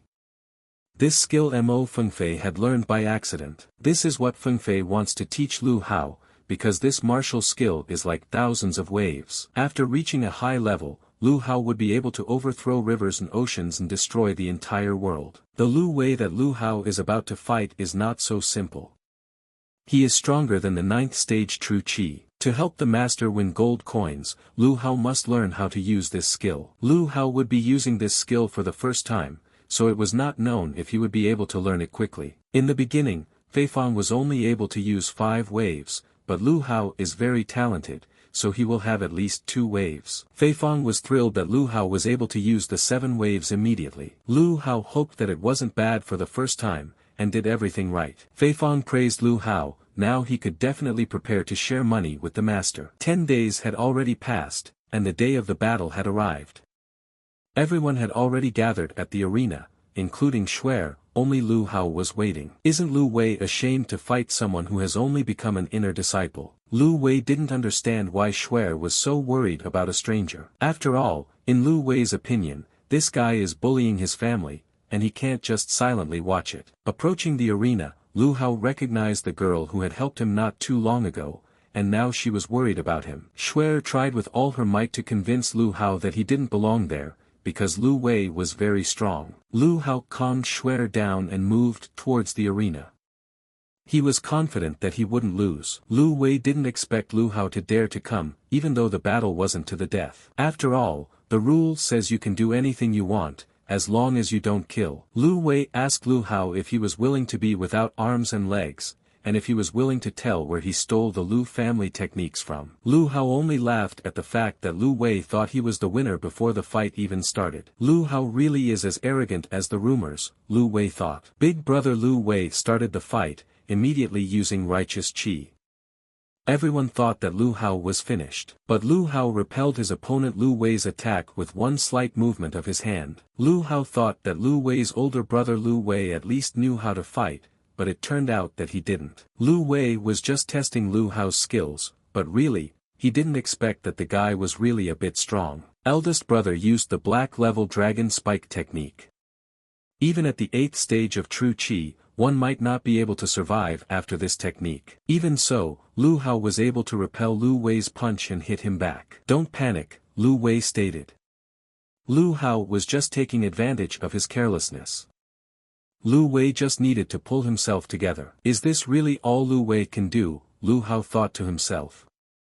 After all, he hadn't even used his full strength yet. Lu Hao still didn't want to use his full strength on such a weakling, but Lu Wei pissed him off. Lu Wei stated that he would torture Lu Hao to the point that death would be for happiness for him. Excellent quality weapons have their own spatial storage and can be taken at any time. Ordinary weapons increase by 1 cultivation stage, while excellent quality weapons increase by as much as 3 stages. Combined with Lu Wei's older brother Lu Wei's skills, only death awaits Hao Lu. Relying on weapons to reach the Saint Martial Arts stage is negligible, Lu Hao thought. But it's true that Lu Hao himself relies on earth vein stones to cultivate. Yet in any case, Lu Hao with his new skills would definitely not be able to lose. Lu Wei's brothers couldn't believe their eyes when Lu Hao had managed to reach the 5th stage of True Qi. Lu Hao was still able to prevail and take the excellent quality weapon promised by the guys. Lu Wei's older brother Lu Wei, even with an excellent quality weapon, was unable to defeat Hao Lu. Looks like Hao Lu will soon become the strongest inner disciple, Xuer thought. Alas, 90% of the gold coins Lu Hao earned would be given to the master,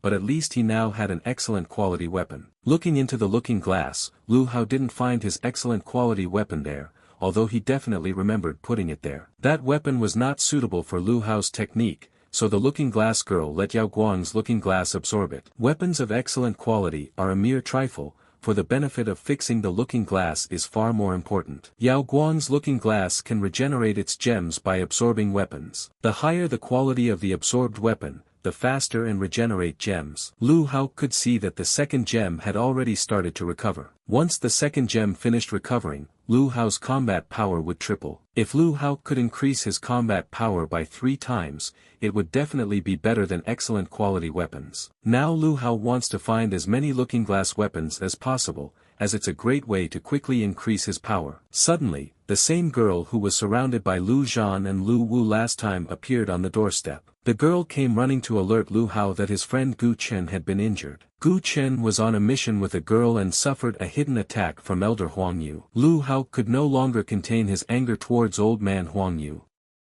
He felt it necessary to find him and settle the score. But Lu Hao doesn't want Fang Yun to drag him there afterwards. The main task now is to find a cure for Gu Chen. Xiao Hong is an inner disciple of the Alchemy Valley Dan of the Xian Sword Sect and the doctor who treats Gu Chen. Lu Hao's friend is seriously injured, and to cure him, Lu Hao must go to the Mountain of Gods and Demons and find a blood lotus there. However, the Mountain of Gods and Demons is extremely dangerous.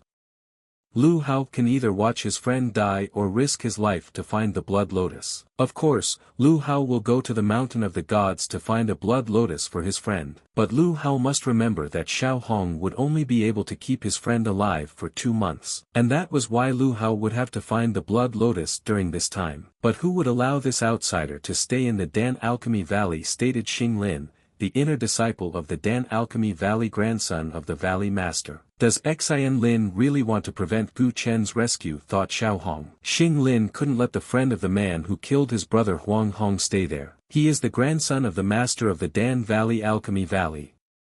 He has great power here, and if he opposes it, Gu Chen won't be able to stay there. Even though Lu Hao killed Xing Lin's brother, but he is not such a cruel person. And if Lu Hao can withstand his 10 blows from him, he will let him stay. Lu Hao almost immediately agreed to Xing Lin's proposal despite being at the second stage of the holy martial art. Lu Hao was confident that Xing Lin wouldn't be able to do him any harm. And the guy turned out to be right after all, because he immediately felled Xing Lin with the first blow. Xing Lin didn't understand what was going on and wondered if Lu Hao had such a strong physical defense. Xing Luan doesn't know that Lu Hao's bloodline, related to the divine dragon, strengthens his body. In addition, Lu Hao practiced the Yaoguang martial chi technique to double his physical strength. Now, only the 3rd stage of holy martial arts and above could Lu Hao do any harm at all. How Lu was able to withstand 10 strikes from Xing Lin, who was at the 2nd stage of the holy martial art, with only Xing Lin getting hurt. Lu Hao didn't even feel anything, but he would have to fake it so that Gu Chen could stay there. Xing Lin rejoiced that he had supposedly won the victory and allowed Lu Hao's friend to stay. Xiao Hong didn't expect Lu Hao to be able to withstand 10 punches from Xing Lin. And now, since Gu Chen could stay in Alchemy Valley, Dan Lu Hao hoped that Xiao Hong could take care of him. Lu Hao had already said goodbye to his master and the others and started on his way. The Mountain of Gods and Demons is an extremely dangerous place, and it is said to contain many remains of ancient battles. Lu Hao hoped that during this journey, he would rise to the Saint Martial Arts stage. But Lu Hao didn't expect Master and the others to be so dismissive of him going to the Mountain of Gods and Demons. But in the forest, Lu Hao was waiting for Lu's brothers to massacre him, for the brothers had not forgotten the disgrace they had gone through. The brothers had specially gathered a group of first-stage Saint Martial Art disciples so that there wouldn't even be a living space left of Lu Hao. Huang Yu hurried all the disciples, for he didn't want others to know that he as an elder approved of killing other disciples. The Lu brothers warned everyone to be careful, for Lu Hao was not a weakling at all, and ordered everyone to attack together. No matter how strong Lu Hao was, he would not be able to defeat so many disciples in the Saint Martial Arts stage. Lu Hao thought that it was time for him to try out his new Yaoguang martial chi technique. Huang Yu couldn't believe his eyes because how Lu had killed a dozen disciples at the early stage of the Saint Martial Art. Huang Yu is at the top of the Saint Martial Arts stage, and killing Lu Hao would not be any difficulty for him. But Huang Yu was very lucky because Lu Hao was in a great hurry to get to the Mountain of Gods and Demons. But once Lu Hao comes down from the mountain, he would definitely massacre the elder. Huang Yu wanted to know which technique it was. Lu Hao teleported so quickly that even he, being at the peak of the Saint Martial Arts stage, couldn't catch up with him. Huang Yu realized that as long as Lu Hao was not in the sect, he needed to make preparations to destroy him before he returned to the sect. Fenshu Heavenly Heaven martial technique really came to Lu Hao's liking very much. With Lu Hao's strength, he could only use it 3 times right now, but it was enough to avoid danger at critical moments. In an instant, Lu Hao's speed increased tenfold, but it was a waste on his part to use it against the martial arts stage. According to stories, the bandits in this town are not bad, and this town is the only way to the mountain of gods and demons. All the people have fled, only the old blacksmith is left in town. But why doesn't he run away? The bandits are coming soon. Grandpa was the first to know that the bandits were approaching. He would have run away earlier if he had wanted to, but he no longer has time to run away. Lu Hao didn't understand at all why Grandpa was the first to know about the bandits approaching, but didn't run away. It turned out that Grandpa had been wounded by a bandit's poison arrow, and after informing the men of the approaching danger, he realized he was running out of time. Grandfather has been badly poisoned, and he won't be able to survive even if he leaves the city. Therefore, if Lu Hao wants to help him, he can take his stubborn granddaughter. But the girl didn't want to leave. Even if death threatened, she wanted to stay with her grandfather in the city. But why does your grandfather even in death forge weapons? Asked Lu Hao. Asked the girl. Grandfather was once a master forger in the Divine Weapon Valley. At that time, his blacksmithing skills were unrivaled, but he was injured during a blacksmithing duel. Grandfather lost in this blacksmithing duel, the bandits stripped him of his ability to forge weapons, and he was eventually banished from the Valley of Divine Weapons. Grandpa didn't believe he couldn't forge any more weapons, so he spent his life saving ore and wanted to create another rare weapon. Suddenly, Grandpa saw bandits running into town to massacre him. He hurried back to warn everyone, but he was discovered and hit with arrows. The girl asked Lu Hao to leave them alone because she wanted to protect her grandfather and let him finish his last work. Blacksmith is an extremely noble profession. A powerful blacksmith can forge artifacts that shake the heavens. Lu Hao would have never realized that this old man had such a glorious past. The bandits have gotten to town too quickly, and it looks like Grandpa won't be able to finish his last job. The grandfather asked Lu Hao to take his granddaughter, while he himself would delay the bandits for a while. And if possible, Grandpa asked to take her to his grandson, Xiao Zimo of the Xian sword sect. Suddenly, Lu Hao was stunned by what he heard. If it was Xiao Zimo's grandfather and sister, he thought to himself. Xiao Zimo's family is his family as well, Lu Hao thought, and suggested that Grandpa continue, and he would make sure that Grandpa completed his work. The bandits didn't expect that after everything they had arranged, there would be people who would dare to stay in the city. Lu Hao had thought that they were powerful bandits, but it turned out that they were just a bunch of scum, the true Qi stage. After pouncing on Lu Hao, the bandit team captain got what he deserved from the guy. The bandits were shocked that Lu Hao had taken out their captain who was at the 7th stage of true Qi with a single blow. Could it be that now he would be able to complete his last work before he died, Grandpa thought. But the bandits weren't going to just leave it at that, and they all decided to attack Lu Hao together. But the bandits were nothing more than ants to Lu Hao. Despite their large numbers, Lu Hao was able to deal with them. After finishing with the bandits, Lu Hao decided to inform his grandfather about it, but grandfather had long since passed away. The girl thanked Lu Hao for letting her grandfather finish his last work, and she held out the sword her grandfather had asked Lu Hao to give him. It was the heavenly dragon sword that he had just finished. Grandpa said that in this sword, he used all the skills he had learned throughout his life. Grandpa originally wanted to leave it to Zimo, but he noticed from Lu Hao's eyes that something was wrong with Zimo. Lu Hao can take this sword, after all, grandfather hoped that he would use his legacy. Lu Hao accepts blacksmith Xiao Oxing's latest legacy and vows to use his sword from now on, promising to glorify his grandfather's name. Xiao Zilu is now Lu Hao's sister. He would take her to a safe place a little later, but right now, he had something to take care of. Lu Hao found out that there are still bandits out there. He must avenge his grandfather and destroy every last one of them. Meanwhile, the bandits were already in the courtyard of ruler Xinqing's mansion. They begged the ruler of Xinqing city, Lin Xian, to give them a decree. But Lin Xian had no intention of giving the bandits a decree.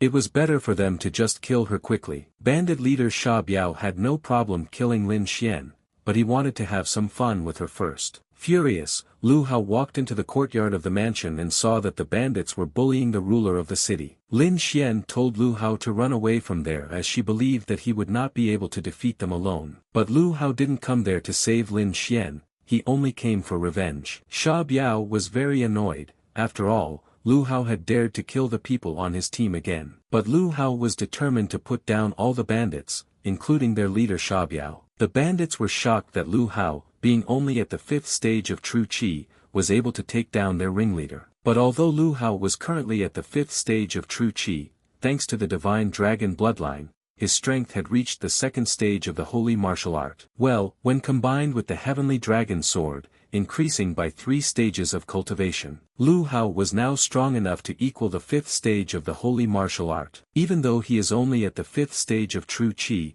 he is so strong, Lin Xian thought. Lin Xian asked Lu Hao for help. She wanted to give Fang Yun something related to the Xinwu Empire's security. Fang Yun is actually a princess of the Xinwu Empire. There is a civil war going on in the Xinwu Empire right now, and the second prince wants to seize the edict and usurp the throne. And only by handing over the edict to Princess Fang Yun could the royal family end the civil war. In other words, the bandits were here for the second prince to steal the edict. Right now, Lin Xian had the important task of delivering the imperial edict to Princess Fang Yun. But the second prince uses every means to kill Lin Xian and take the edict away. Lin Xian is well aware that the second prince will send more than just bandits after her, and with her strength, she will never be able to deliver the edict to the princess. Lu Hao certainly didn't want to interfere in the empire's affairs, but Fang Yun had saved his friend, so he would help. But first, Lu Hao would need to travel to the mountain of gods and demons. Lin Xian was injured. According to this, Lu Hao must carry her to a safe place where she would wait for him. Since it's not safe in Xinqiang right now, Lu Hao sends Xiao Zilu and Lin Xian to the village. A group of Black Wolf mercenaries who are near the city, seeing what's going on in Xinqiang, they decided to block the road and make money off people. People didn't know what to do, since they all had a total of not even 100 gold. But they didn't have to worry, Lu Hao would take care of everything. Approaching the mercenaries, Lu Hao drew his sword and took out almost all of the mercenaries. But the strongest member of the Black Wolf group was not a human, but a 3rd-stage mutant beast, the Black Bad Wolf. No matter what, Lu Hao had even killed the mutant beast, the Black Bad Wolf. The beast crystals of these wolves and the weapons of the mercenary group Lu Hao could use to improve the E-looking glass technique. The Black Wolf mercenary group is definitely not weaker than those bandits, and they will definitely come for revenge. And since they might come back to attack again, Lu Hao will stay with the girls for the night. Xiao Zilu and the refugees would temporarily stay in the village, and Lu Hao would ensure their safety. This group of Black Wolf mercenaries is stronger than the bandits who looted Shurchen, but Hao Lu said that he would guard the village alone. Lu Hao had heard that the Black Wolf mercenary group was not strong and was at the true qi stage, but it was stronger due to the large number of people. Some people with the Saint martial arts stage already wanted to destroy the Black Wolf mercenary group, but they didn't succeed. Roughly speaking, it's common for anyone to get tired, but considering how many of these mercenaries there are, they could wear anyone out and kill them. But the higher the limit of people, the better. After Lu Hao killed the bandits, he discovered that the heavenly dragon sword could accumulate pure energy killing opponents. By absorbing the pure energy accumulated by the heavenly dragon sword, one can instantly replenish lost physical strength. It has the effect of fueling war with war. In addition, the pure energy stored in the dragon sword is the best means to awaken the inherited meridians. Lu Hao's 3rd inherited meridian seemed to have already begun to manifest. In other words, Lu Hao could now use the pure energy accumulated by the sword in battle to awaken the inherited meridians. And the more enemies Lu Hao has, the stronger Lu Hao will become. Meanwhile, a group of Black Wolf mercenaries had already arrived at the village, and their numbers might be considerable. Today, all of these mercenaries would be a stepping stone for Lu Hao to become the strongest. The leader of the Black Wolf mercenary group didn't expect that the true Qi stage guy possessed such abilities. It looked like Hao Lu had no more strength left, and now he would be shown what the consequences of attacking the Black Wolf mercenary group could be. Lu Hao used the Heaven Dragon Sword technique to finish off the leader of the Black Wolf mercenaries. Lu Hao only needed to absorb a small amount of pure energy accumulated by the Heavenly Dragon Battle Ball to fully recover. Lu Hao fought for a whole night and didn't leave a single bandit alive. Moreover, he had collected many beast crystals and weapons. But at dawn, the refugees realized that they could stay in this village, for Lu Hao had destroyed all the members of the Black Wolf mercenary group. Lu Hao had wiped out this group of mercenaries, and now there was no one else in the village who could threaten their lives. Lu Hao asked Lin Xian to take care of Zilu while he finished his business. After all the events, Lu Hao had reached the 7th stage of the true Qi realm, and after absorbing the newly accumulated pure sword energy of the heavenly dragon beast crystal sword, Lu Hao obtained the 3rd inherited meridian. Thanks to the weapons of the Black Wolf mercenary group that Lu Hao had sent to the Looking Glass, he had recovered the 2nd gem by 30%. It is said that on the mountain of gods and demons, there is no place for those below the Saint martial arts stage. Right now, Lu Hao's strength was at the level of the 6th stage of the Saint martial art. Lu Hao is confident that he won't have any trouble getting the blood lotus for Gu Chen. After reaching the village at the foot of the mountain of gods and demons, Lu Hao had to find a healer to help him identify the blood lotus. But as soon as Lu Hao entered the village, he noticed a crowd of people surrounding the defenseless girl and threatening her. The girl was a junior witch and the heavenly poison sect, and was at the 9th stage of the true Qi realm. She gave the girl a recipe written by her master. It was supposed to save this girl. But the girl's condition was critical, and her father decided that the witch should pay for it with her life. Lu Hao stopped him as he didn't have any evidence to kill the witch. The guys thought that Lu Hao was also from the heavenly poison sect. If he tried to stop them, they would kill him as well. Lu Hao asked the guys to stop and see that the child they were talking about was alright. Everyone thought the girl was dead, but she was alive and no longer felt any pain. The Jewer girl was perfectly fine. The junior witch's medicine had helped her. The girl's father realized he was wrong and apologized to the younger witch for what they had done and thanked her. It turned out that there was a plague in their village, and due to the recent presence of the celestial poison sect nearby, they mistook the younger witch for the one who had infected their village. The celestial poison sect specializes in making poisons and is known for its penchant for killing animals. Ever since the younger witch had joined the heavenly poison sect, she had long since gotten used to everyone treating them badly, but the heavenly poison sect was full of good people. The recipe that cured Jewer was made by the junior witch's master, and she wanted to prepare it for everyone. However, there wasn't enough medicine for everyone, and the younger witch needed to go to the mountain of gods and demons to gather more medicine. But the junior witch was only at the 9th stage of true Qi, and she wouldn't be able to handle the ferocious beasts on the mountain. If the younger witch helps Lu Hao find the blood lotus, he will protect her on the mountain of gods and demons. But the mountain of gods and demons needs strength no less than the Saint martial arts stage, and Lu Hao is only at the 7th stage of the true Qi realm. The boys had very little time, and to save everyone, they had to hurry. On the way to the mountain, Lu Hao was curious as to why the junior witch didn't oppose the villagers. After all, she was at the 9th stage of true Qi. But they were all members of her family, and she couldn't do anything bad to them. When the youngest witch was 3 years old, she contracted a strange disease and a special toxin appeared in her body. Anyone who touched the younger witch was poisoned and eventually died. Then her parents died for her, and a monster like her had to die under everyone's scorn. But the villagers would not give up on her. Later, although the people in the village did not touch her, they let her stay and cooked for her all the time. Later, the celestial poison sect master discovered the younger witch's illness and took her to the sect for treatment. A few days ago, the master learned that the village was suffering from a plague.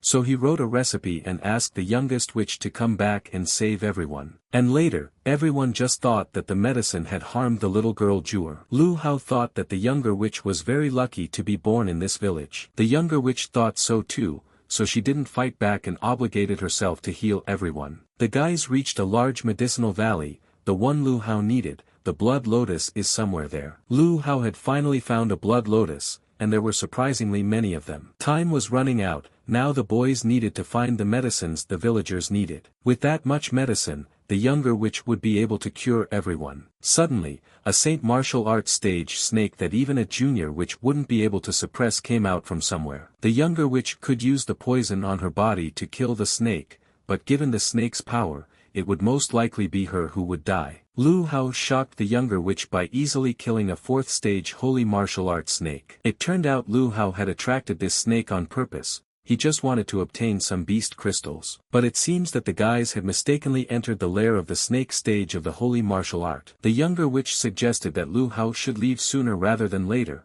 but he was against it. After all, why leave when so many snakes were crawling into his hands by themselves? After all, the more snakes, the more beast crystals there would be.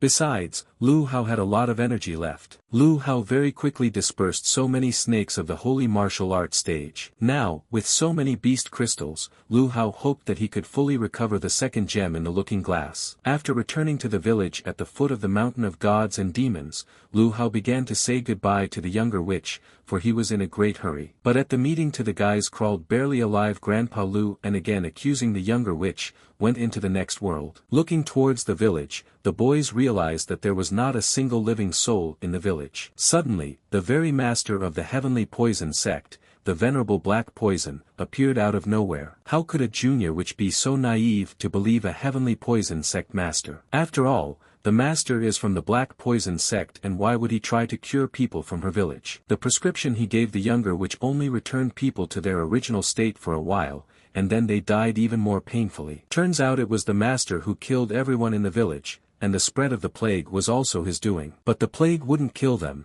but with the cure, the master only wanted to torture them more and finish them off. Since the younger witch prepared this medicine, the person who actually killed the people is her. The master thought the younger witch was a monster and wanted her dead too. The younger witch was in great pain at the thought that she was the one who had killed everyone in the village. To awaken the heavenly poison body, one must experience severe pain at a ripe age, laughed the master.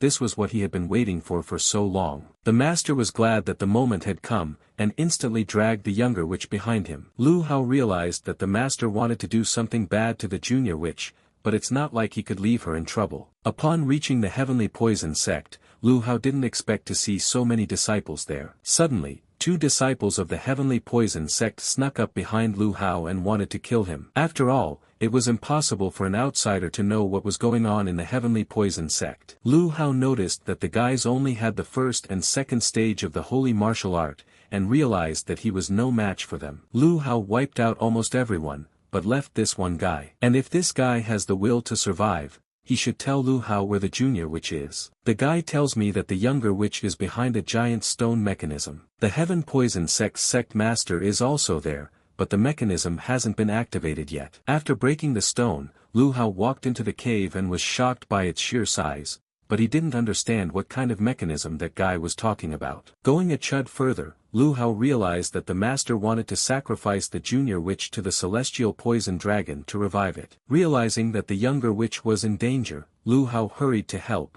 but it was too late. The master still managed to revive the celestial poison dragon after 10,000 years. Lu Hao wanted to avenge the younger witch's death, but the master was at the extreme heaven stage, and Lu Hao wouldn't even be able to escape. The master felt that Lu Hao was one of the descendants of the Shenlong clan, and the poison dragon died there, and was never able to obtain the Shenlong clan's blood. It looks like once he's resurrected, he seems to get what he wanted right away and finally complete his transformation into a dragon. Suddenly, all of a sudden, Lu Hao's body was possessed by the spirit of the divine dragon, for he was its descendant. The divine dragon didn't expect that after tens of thousands of years, he would still be able to look at the world with his own eyes. The celestial poison dragon was shocked to hear the divine dragon's voice, for he thought that the latter had died long ago. When the divine dragon was attacked by a million snakes like the poison dragon, unfortunately, it died. But the soul of a divine dragon never died. It cannot be killed so easily. The divine dragon used his divine dragon fist to take out Master along with the heavenly poison dragon. With the divine dragon's body, the lion's share of its power also died, but the remaining soul power wasn't too bad. The divine dragon set about giving life back to the younger witch, for she is a friend of his offspring. The divine dragon was certain, the younger witch and his descendant Lu Hao were destined to be together. Therefore, the divine dragon changed the junior witch's physique. From now on, the poison would not spread uncontrollably from her body. But his ancestor's body was even more pathetic. He only had a few inherited meridians, and he hadn't even opened his spiritual acupoints. And before the divine dragon passed away completely, he decided to leave a few gifts for Lu Hao. The battle between the dragon and that serpent was irresistible, Lu Hao thought. Their strength was simply unimaginable. The divine dragon not only infused its power into Lu Hao's body, but also transformed his martial arts to the 8 inherited meridians. Lu Hao's cultivation level had also risen to the 3rd stage of Saint Martial Art, and he could currently defeat any opponent. Huang Yu is at the 9th stage of the Holy Martial Art, and Lu Hao is lacking quite a bit. But now that Lu Hao had opened his spiritual acupunctures, he was completely different. Having opened his acupoints, Lu Hao could now use his mental power for control. Mental control is a relatively rare skill on that continent, and if Lu Hao could develop it to the limit, it would become his most powerful trump card. In addition, being able to become an alchemist with magical abilities would definitely be a great help for Lu Hao's future growth. In this case, Lu Hao wouldn't have to worry about killing Huang Hui in the future. The younger witch also survived, and her body is no longer releasing toxins, but it will take her some time to recover. Lu Hao will have to leave her in Lin Xian's care, for he needs to return to the sect to rescue Gu Chen and deliver the imperial edict. Upon reaching the village, Lu Hao noticed a couple of guys looking for him. Lu Hao didn't deal with them, and taking out his sword, Lu Hao took away their lives. Lu Hao, on the other hand, dealt with the Black Wolf mercenary group, why they were in the village again. But it turned out that they were not mercenaries, but soldiers sent by the second prince. They reported that the prince was looking for the imperial edict. Lu Hao asked the man where Lin Xian and Xiao Zilu were. The man replied that he feared they might be recognized and had hidden them, but now he would take Lu Hao to them. After reaching the place where the girls were, Lu Hao told Lin Xian that the second prince had sent troops to retrieve the edict. This time, the second prince sent thousands of Saint Martial Arts stage warriors, the strongest of which reached the 7th stage. And it seems like they know that Lin Xian is returning to the sect. They must have already set up roadblocks everywhere on the way to the sect. The highest stage is the 7th stage of the Holy Martial Art, and because it is dangerous, Lu Hao should not return to the sect. But how could he miss such a great opportunity, Lu Hao thought. Lu Hao's little sister was very excited that he was going somewhere. Lu Hao explained to his little sister Xiao Zilu that he had to go, and set out on the road. At the foot of Xian Lu Hao Mountain, thousands of Saint Martial Art guards were already waiting for him. Suddenly, the guards noticed Lu Hao's silhouette in front of them and were greatly frightened, because the guy is very strong. The guys noticed that Lu Hao was standing on a mountain of corpses. Looks like he killed everyone who was patrolling before. After escaping from Lu Hao, the guys returned to the Elite Force Command and told the head that almost all the troops outside were dead. The head of the Elite Force Command didn't believe the guy that Lu Hao could interrupt all of his subordinates. But if Lu Hao doesn't kill them all, how will he be able to quietly make the imperial edict that the second prince is looking for so much? Lu Hao, after killing all of his subordinates, could have escaped directly into the sect and survived.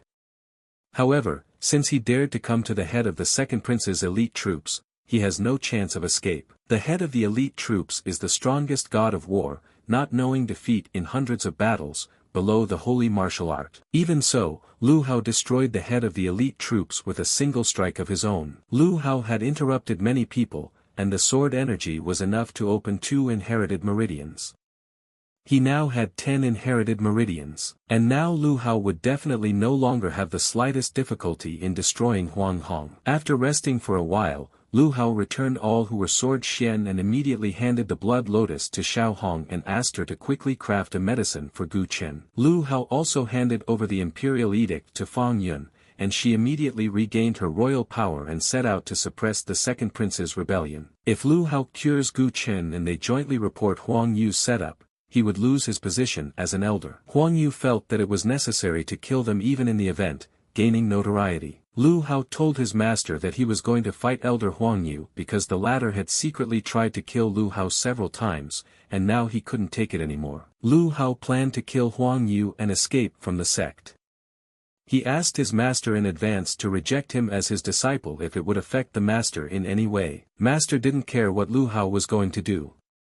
He sent him to train, because if Lu Hao didn't train well, he would cause him problems. Lu Hao returned to the Dan Alchemy Valley to ask senior sister Xiao Hong how many days it would take for Gu Chen to recover. Xiao Hong explained to Lu Hao that it wouldn't take more than 3 days for Gu Chen to fully recover. Suddenly, the guys heard Huang Yu's voice outside, accusing Lu Hao of almost killing Gu Chen and now wanting to return to the sect. Xiao Hong tried to explain to Huang Yu that it wasn't Lu Hao's doing at all and the guy had absolutely nothing to do with it. But Xing Bulu insisted that he had seen it with his own eyes. Xing Bulu, the first-stage intermediate-level alchemist master of the Dan Alchemy Valley, advised Xiao Hong to stay back and not interfere. Looks like it has now become two old dogs, thought Lu Hao. Why make excuses for the dogs? Elder Xing is Huang Yu's backstage assistant, and he will cooperate with him to the end. Now Huang Yu can easily kill Lu Hao. Master Xing Bulu would only be in favor of Huang Yu taking Lu Hao's life to eliminate the danger to the sect. Lu Hao pulled out his heavenly dragon sword and instantly slashed at Huang Yu, knocking him to the ground. Master Xing Bulu could not believe that a disciple was able to knock down a 9th-stage Saint Martial Art elder. How could Lu Hao hit an elder? Thought Huang Yu. He that too at the Saint Martial Arts stage, thought Huang Yu. Lu Hao was waiting for the moment when he would become stronger than the elder and be able to kill him, but when Huang Yu appeared again to kill him, he decided to act only in self-defense. If Lu Hao destroys the elder at once, he would even feel a little sorry, because he wants Huang Yu to die in agony. Looks like Lu Hao has opened his spiritual acupuncture points. But they can only be opened by a senior alchemist, Xiao Hong thought. Master didn't expect to see Lu Hao's spiritual acupunctures either. How dare he even display his spiritual power in front of a first-stage alchemist? Xing Buliu Valley's Valley Master is a first-stage intermediate-level alchemist, and in terms of spiritual strength, he definitely surpasses Lu Hao. Every alchemist has different spiritual power, but most have ordinary and invisible spiritual power. But it seems that Lu Hao has a very rare and ancient spiritual power in the form of a dragon. Out of fear, Huang Yu admitted that he was wrong, and finally admitted that he was at fault. No matter how much the elder begged Lu Hao for mercy, it was too late for him to punish him for his sins. Xing Bulu threatened that Lu Hao would be expelled from the sect, but he didn't know at all that it was a sect that killed innocent people indiscriminately and confused good and evil. Therefore, Lu Hao didn't care. Xing Buliu was very angry, for Lu Hao had first killed the elder and was now trying to escape. This is a jade wand that can be used to summon a sect master, Xiao Hong thought.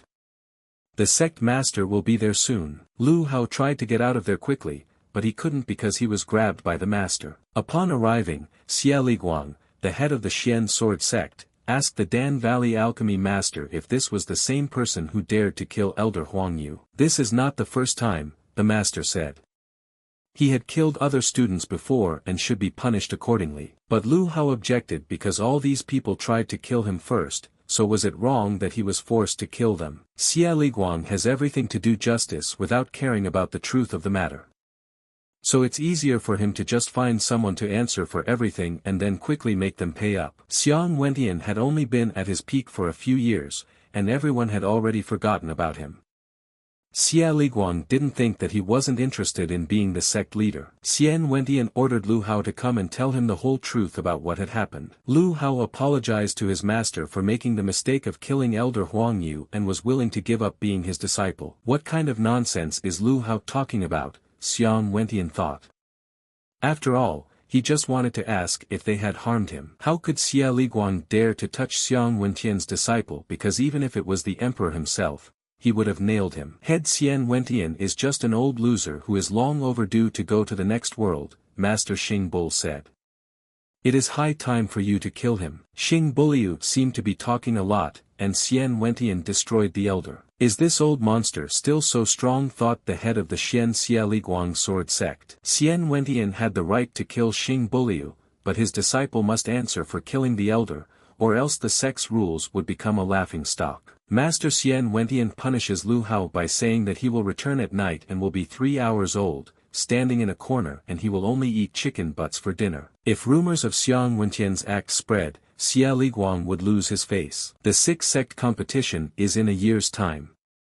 If Lu Hao manages to place in the top 3 in this competition, Xia Liguang will drop all charges against him. Otherwise, Lu Hao would be punished to the fullest extent of the Xian sword sect's rules. Thus Lu Hao, awaiting punishment, continued to stay safe in the Xian Ball sect. Gu Chen had said that Taiyuan Peak wasn't worth picking, but it looked like Lu Hao had found an excellent master. Lu Hao had successfully forged another top-quality sword, and now he already had 5 of them. Ever since Lu Hao obtained the blacksmithing legacy from Master Xiao Oxin, he could create weapons of the highest quality. However, Master Xiao Oxin was able to forge a heavenly dragon sword of much higher quality. It seems that Lu Hao still had a long way to go before Master Xiao Oxin's blacksmithing prowess. Meanwhile, the second gem in the looking glass was 90% recovered. Speaking of masters, Lu Hao's master, Xian Wentian, also turned out to be quite good. Although Lu Hao doesn't know Master Xian's true strength, he was able to fight against the sect head.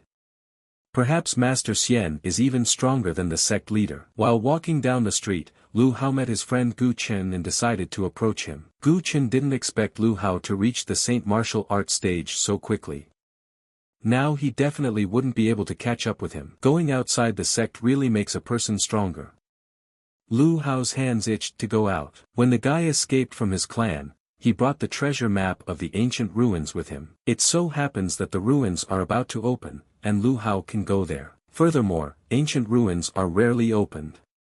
It was not certain that Lu Hao would ever catch them reopening in the future. Lu Hao had just returned, and now he wanted to go to the Silver Sea Desert to train. Lu Hao was too comfortable in the Lu Hao sect, and he wanted to gain invaluable experience and become stronger. The Silver Sea Desert, where Lu Hao was going, is not the friendliest place, the master said. It is said that the desert of the Silver Sea is the road to a fairy tale land with untold natural resources and treasures. But everyone who has been there knows that the Silver Sea Desert is actually a terrible maze of death, where even those in the 4 secret stages risk perishing. If Lu Hao doesn't know the exact location of the treasure, he will most likely die in vain. But Lu Hao has a treasure map that shows the exact location of those very treasures. Lu Hao thinks he can get the treasure safely with the help of this card. In order to avoid picking Lu Hao's corpse apart later, the master wants to teach him the unique skill of Taiyuan Peak. Legend has it that each peak of the Xian sword sect has its own unique skill. Except that Taiyuan Peak's unique skill has never been known to anyone, ever. It's so unknown that everyone says that Taiyuan Peak doesn't have a unique skill. But before Lu Hao saw his master defeated the sect head, and perhaps Taiyuan's unique peak skill is very powerful. Now he can finally study it. Lu Hao listened attentively and asked the master to continue the story of what this unique skill was like. Master had already finished his story, but Lu Hao didn't seem to understand anything at all. It's just a circle, Lu Hao thought. And what is he supposed to understand from all this? Looks like teaching Lu Hao was a waste of time, he is too stupid. The master even felt ashamed to be his master. In short, the unique skill of Taiyuan Peak is Taiyuan Sanhua. Lu Hao must not use any other means other than his eyes to make these refried beans sprout. But making refried beans sprout eyes is impossible, Lu Hao thought. 3 days later, Lu Hao still couldn't understand how roasted beans could sprout. Well, suddenly Lu Hao remembered that it was possible to return these roasted beans to their pre-roasting state. Lu Hao realized what that circle meant. It turns out Taiyuan Sanhua is not a specific skill or movement at all. Most likely, it creates a basic principle for all laws. Everything in this world is interconnected and any changes are possible. But for now, you just have to understand everything in the world and meditate. With the 3 transformations of Taiyuan, all kinds of skills can be realized. 2 days later, Lu Hao decided to show the master what he had finally accomplished. Master didn't expect such a result, but Mo Feifang realized that he could definitely do it. With this level of reflection, perhaps Lu Hao had realized something deeper than Master and Feifang. Lu Hao said that no one should worry about him, went to the Silver Sea Desert. What a fidgety person Lu Hao is, the master thought, but now that he has mastered the 3 Taiyuan transformations, the master is calm for him. Taiyuan Sanhua is incredible. With the help of it Lu Hao's non-fatal injuries can heal automatically. Now Lu Hao would be able to heal anything unless it was a fatal injury. Lu Tianyun had caused Lu Hao irreparable harm, and now it was time to pay him back. On the way in front of Lu Hao, Lu Liang, who had always been in cahoots with Lu Shaoling, popped out. To back up, the old man asked Lu Liang to take a few true Qi stage masters from the main clan with him. Lu Liang's timing was just right because Lu Hao was already starting to worry that he wouldn't have a gift for Lu Tianyun. Lu Hao outsmarted Lu Liang and destroyed all of his men who were true Qi stage masters. Has Lu Hao already reached the Saint Martial Arts stage, thought Lu Liang. Lu Liang seemed to want to avenge Lu Xiaolian, but the guy couldn't do anything out of fright. And Lu Hao suggested that Lu Liang meet Lu Tianyun together, because it was time to settle the score with him. If Lu Hao hadn't killed Lu Xiaolian, Lu Tianyun wouldn't have continued to search for him so diligently. Lu Tianyun had just received the intelligence report that Lu Hao had discovered, and he should most likely be dead by now. Suddenly, Lu Lian's body suddenly fell into his room. Shouldn't he have destroyed Lu Hao, thought Patriarch Lu. But based on what Lu Tianyun said, Lu Hao couldn't have died before him. But Patriarch Lu sent true Qi stage masters that went wrong, and they were unable to finish off Lu Hao. Patriarch Lu rushed to call for help, but Lu Hao had destroyed all of his subordinates. If Lu Hao was able to kill Patriarch Lu's all guards, he must already be at the Saint Martial Arts stage, the Patriarch thought. Patriarch Lu is so actively exuding his power. Is he really going to challenge Lu Hao? Lu Hao wondered if Lu Tianyun had ever imagined such an exodus. The Patriarch begged Lu Hao to come to his senses, because the Lu clan in Tian Kuei City had joined the main clan.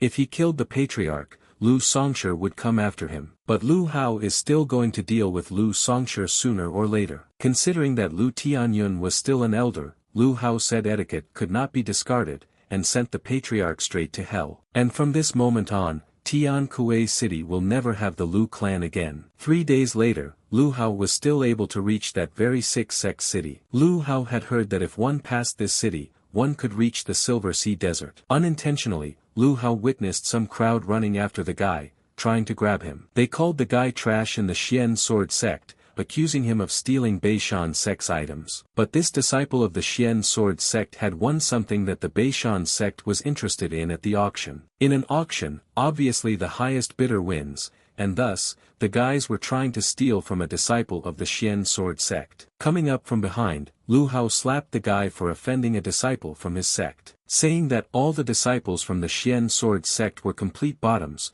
the guy ordered his subordinates to beat up Lu Hao. But none of his subordinates could move, all because Lu Hao was using the Qi field. Does the Xian Ball sect really have a disciple of the sacred martial arts stage, the guy thought. And is the Xian Sword Sect really going to participate as well? According to the guy's logic, when the strong can safely bully the weak, it means that Lu Hao can also safely bully him. Lu Hao wanted the guy to realize that the Xian Sword Sect was much stronger than their sect. Lu Hao is certainly very strong, and has already been able to reach the Saint Martial Arts stage, but in the six-sect city, he is better off keeping a low profile. A year ago, 6 major sections were suddenly sent out for exploration, and now there are plenty of masters. And the Xian Sword Sect is quite weak compared to other sects, so if something happens, no one will help Lu Hao. If these disciples also came to the ruins for treasures, it looks like it will be an interesting journey, Lu Hao thought. Lu Hao will rest for a day in the city and just have time to buy some things to prepare for traveling to the Silver Sea Desert. Suddenly, Dugu Jian came up to Lu Hao from behind and wanted to befriend Lu Hao, but the latter had no time for introductions. Dugu Jian saw Lu Hao beat up those guys from the Beishing sect, saying that he had a case. The guy offered Lu Hao to go with him on the case. But Lu Hao wasn't interested in this, as he had no intention of staying in the city for long. Walking a little further, Lu Hao noticed someone who looked very much like a junior witch. But this is the junior witch, Lu Hao thought. Well, how did she end up here? Lu Hao wanted to immediately rescue the junior witch, but Dugu Jian stopped him. Although Dugu Jian didn't know what kind of relationship Lu Hao had with the junior witch, he still wouldn't advise him to save her for now. The people who were carrying her are the people from the Beishing sect who were beaten up by Lu Hao. The guy's name is Chanlan and the girl's name is Kuluing. The Beishan sect and the Tiangdu sect had always maintained secret contacts, and since they dared to carry her in public, it meant that they had obtained the Heavenly Poison sect's consent. It might be needed for some kind of deal between the two sections.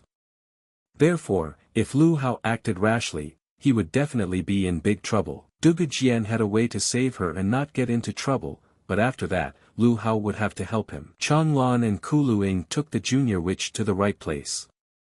Jian Duqi will get her right after the guys get the relic treasure. The Heaven Poison sect is so disgusting that Kuluing doesn't understand why they need to be with them at all. After seeing his guest off, Chanlan wanted to take his younger sister to get some rest. But when they entered the room, the guys found Dugu Jian sitting on a chair. Chanlan was beyond angry because younger sister Lu had rejected Dugu Jian long ago. But Dugu Jian wasn't there because of her. He just wanted to share information about the treasures of the Silver Sea Desert. While Dugu Jian was distracting Chanlan and Kuluing, Lu Hao was rescuing the younger witch. Seeing Lu Hao, the younger witch cried, thinking that she would never see him again. Suddenly, a body silhouette belonging to Jian Duanzi suddenly appeared at the door. Jian Duanzi has a 5th stage sacred martial art, but he's no match for Lu Hao. Not bad, thought Jian Duiqi.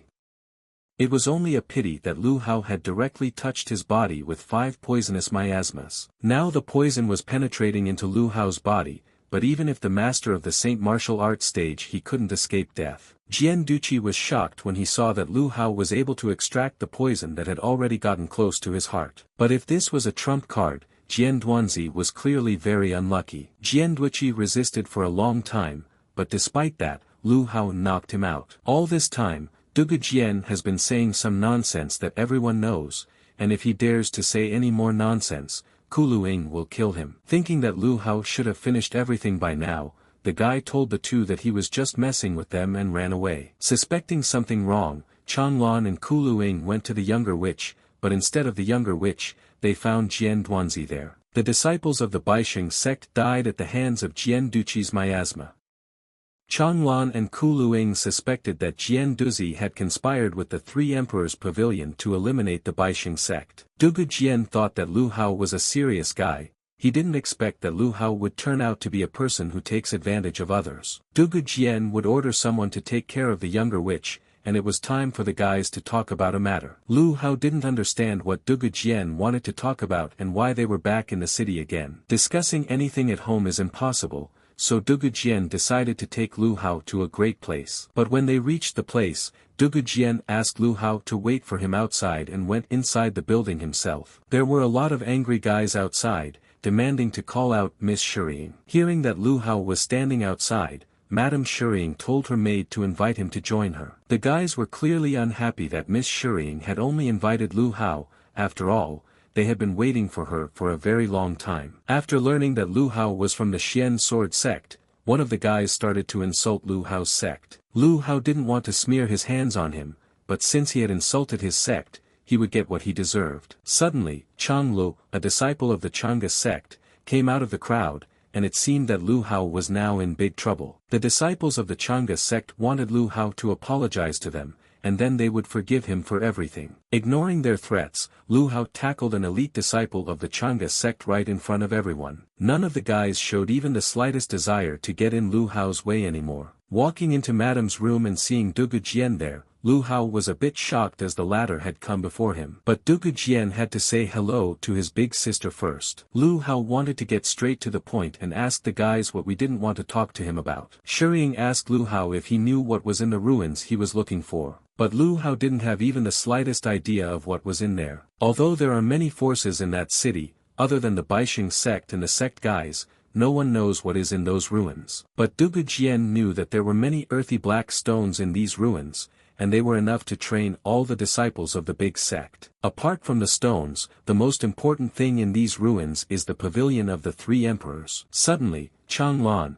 who had been looking for Dugu Jian for quite some time, piled into the room. Changlong began to accuse Dugu Jian of deliberately trying to sabotage their cooperation with the Heavenly Poison sect and steal the above skill from them. But that very high skill belongs to the 3 emperors' pavilion of Dugu Jian, so what kind of theft are we talking about? Lu Hao was unclear about only one thing. Why is Changlong calling Dugu Jian a relic of the 3 emperors' pavilion? Lu Ying, who was at the 5th stage of the Saint martial art, was already ready to kill everyone. Unable to endure all the words, Lu Hao pounced on Lu Ni and injured her very seriously. They were both approximately at the same cultivation stage, and the strange thing was that Lu Hao was able to seriously injure his little sister with a single blow. Changlong ordered the younger brothers to create a battle formation and use the demon-destroying sword. Clearly, Changlong only had the strength of a 7th stage Saint martial art. How could his punch be so powerful, thought Lu Hao. Lu Hao borrowed the strength of the 5 younger brothers with a formation. His strength could not be underestimated like this. Lu Hao initially slightly underestimated the strength of his opponent, but then after realizing his strength, he hit Changlong very hard. Shuriying stepped up to Changlong's defense and insisted that Lu Hao not kill him. Shuriying had another use for Changlong. She injected the fluttering heart from her three emperors' pavilion into his chest. Changlan didn't understand at all why they were even doing this or what they wanted. But the guys only wanted one thing. The three of them wanted to go with Changlan to the Silver Sea Desert. After 5 days, 5 major sections agreed to go to the Silver Sea Desert to search for treasure. Lu Hao didn't understand why they couldn't wait until no one was there to search for the treasure themselves. But there's no need for that, Shuying stated. The entire Silver Sea Desert is filled with people from the 5 major sects. They will be there for a long time. In addition, Xin must control Changlan, for he will be searching for treasure for them. Suddenly, a lake appeared from somewhere. It was under this lake that the ruins and treasures were supposed to be. "Thank you for helping me find the entrance to the ruins," said the Poison Master from the Celestial Sect. "He will gladly take all the treasures from everyone." Changlan seemed to have really colluded with the Poison Master and the people from the Heavenly Poison Sect. Dugu Jian should have died by now, the Poison Master thought, but the entire Baixing sect was unable to do so. The Baixing sect has asked the Heavenly Poison sect to intercept and kill everyone halfway after you obtain the treasure. The Baixing sect didn't plan to share the treasure with anyone. They plotted to cross the river, destroy the bridge, destroy everyone who heavenly poison and steal all the treasures. The plan to kill 2 hares with 1 shot is interesting, but now it seems like Lu Hao has inadvertently messed it up. The Baixing sect colluded with the Heavenly Poison sect to frame their comrades. They are actually worse than a monster. Changlan certainly deserved to die, thought the Poison Master, but his turn had clearly not yet come. All the disciples were anxious, for they knew that Aaron was an extreme yellow stage master, and no one could handle him. The Poison Master asked everyone except the Baixing sect to get out of the Silver Sea Desert. The Poison Master was very curious about what would be done to the Baixing sect, and they found out what they were up to. The Poison Master had to find the treasure quickly, so he ordered his subordinates to massacre everyone. Shuying ordered Dugu Jian to deal with all of the Poison Master's subordinates. Dugu Jian is at the 9th stage of the Saint Martial Art. In fact, he had killed more than a dozen masters of the 6th and 7th stage of the Saint Martial Art. But the Poison Master was at the extreme yellow stage, and clearly no one could compare to him. The Poison Master had cooperated with the Baixing sect to capture the Silver Sea Desert treasure. But didn't they tell him? The Silver Sea Desert has its limitations there. You can't use the power of the 4 secret stages. Could it be that the highest available cultivation level on the Silver Sea Desert was a 9th stage Saint Martial Artist, thought the Poison Master. Lu Hao wanted to deal with the Poison Master himself. He wanted to take out his anger for the junior witch on him. The Poison Master realized that he wouldn't be dealt with, even by those behind Lu Hao, and he was only at the 3rd stage of the Saint Martial Art. But Lu Hao threw back the Poison Master with one of his light punches. But the Poison Master didn't realize who was standing in front of him at all, because this technique was definitely not of the Baixing sect. It's a pity he only realized it now, Lu Hao thought.